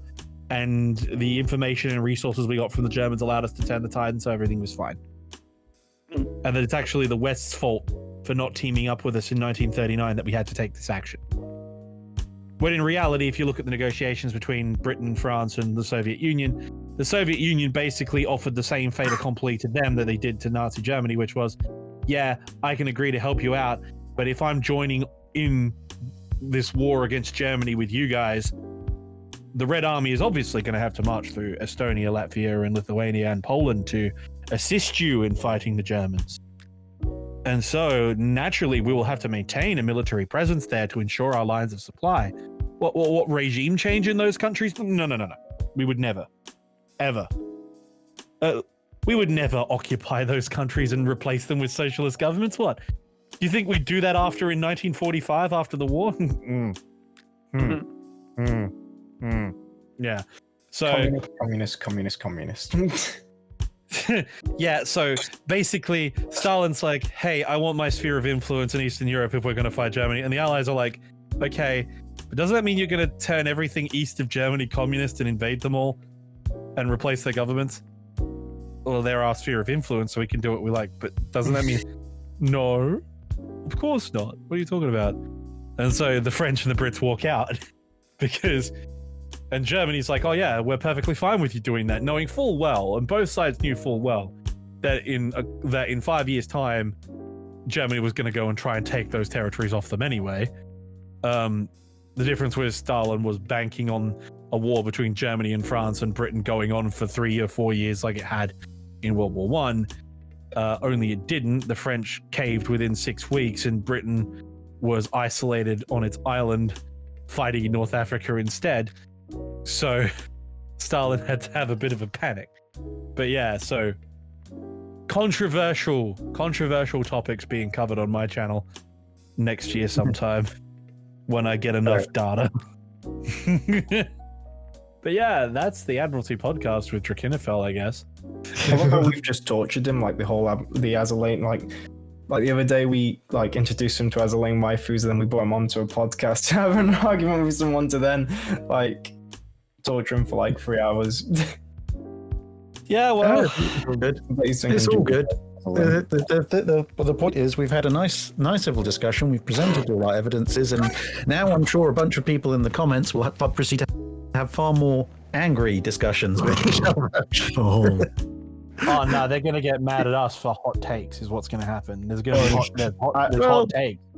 In any case, we get to sit on the throne of moral superiority, which is always fun. It's the best. It's the best throne. Anyway, well, that's just about it. I've thing been is- Animarchy. the thing is, hold on. Do you know the meme? The meme of what the hell is a polar bear doing Arlington, Texas? Yeah, I'm that polar bear, bro. I should not be here. I should be in Greenland. Yeah, it's just this one episode, though, Jim. That's just this. We've said that the past 3 times, and yet he always the every episode time. before, he talked fine. In fact, he was carrying it. I gave up with the guest. I was like, I'm playing Roblox. Oh my god. But yes. Obviously. Yeah, that's because Dojin has a PhD in anime TV. That's why he's here. Anyway, But- I've been Pac-Man Animarchy. This has been Drachinifel. Huge thank We've you. Huge thank Yeah. you. Big thank you to us. We're gonna do the same thing we always do. We're gonna tag the guest in the video. Drachinifel's fans are gonna come on and be like, "What the fuck is this?" They're gonna get We've been- Manscaped dad like straight away. They're gonna be like, "Skip this fucking shit." We got Oh, Dojin dear God me. 69 over here, repping the squad, and we've got OC Gangsta, who I don't know. Did OC get clapped? Did he Reply in get the comments. schooled? Did he Did he get get schooled? schooled? I didn't I use mean, all my evidence because I thought there's no point in bringing it up because it's just gonna be, well, you're wrong. So I thought, right, well, I won't bring it up then. He got nah. Like we'll let the I would Well, the say comments aside. I'll weigh in maybe, but nah, I'm gonna let the comments do it. Who won? Who's next? You decide. Maybe that Epic. should be the next thing we should do. We should do the epic battle of Bismarck. Oh god! You see, you joke about that, but OC actually raps on his spare time sometimes, so you never know. Like Drac bringing straight heat. I'd buy that single anyway. Epic rap battles of Bismarck. Good lord! Stop the recording, Dojin. This is going too far. God, always Send it again, by- huge thanks to Zach for coming. Thank you. Thank you.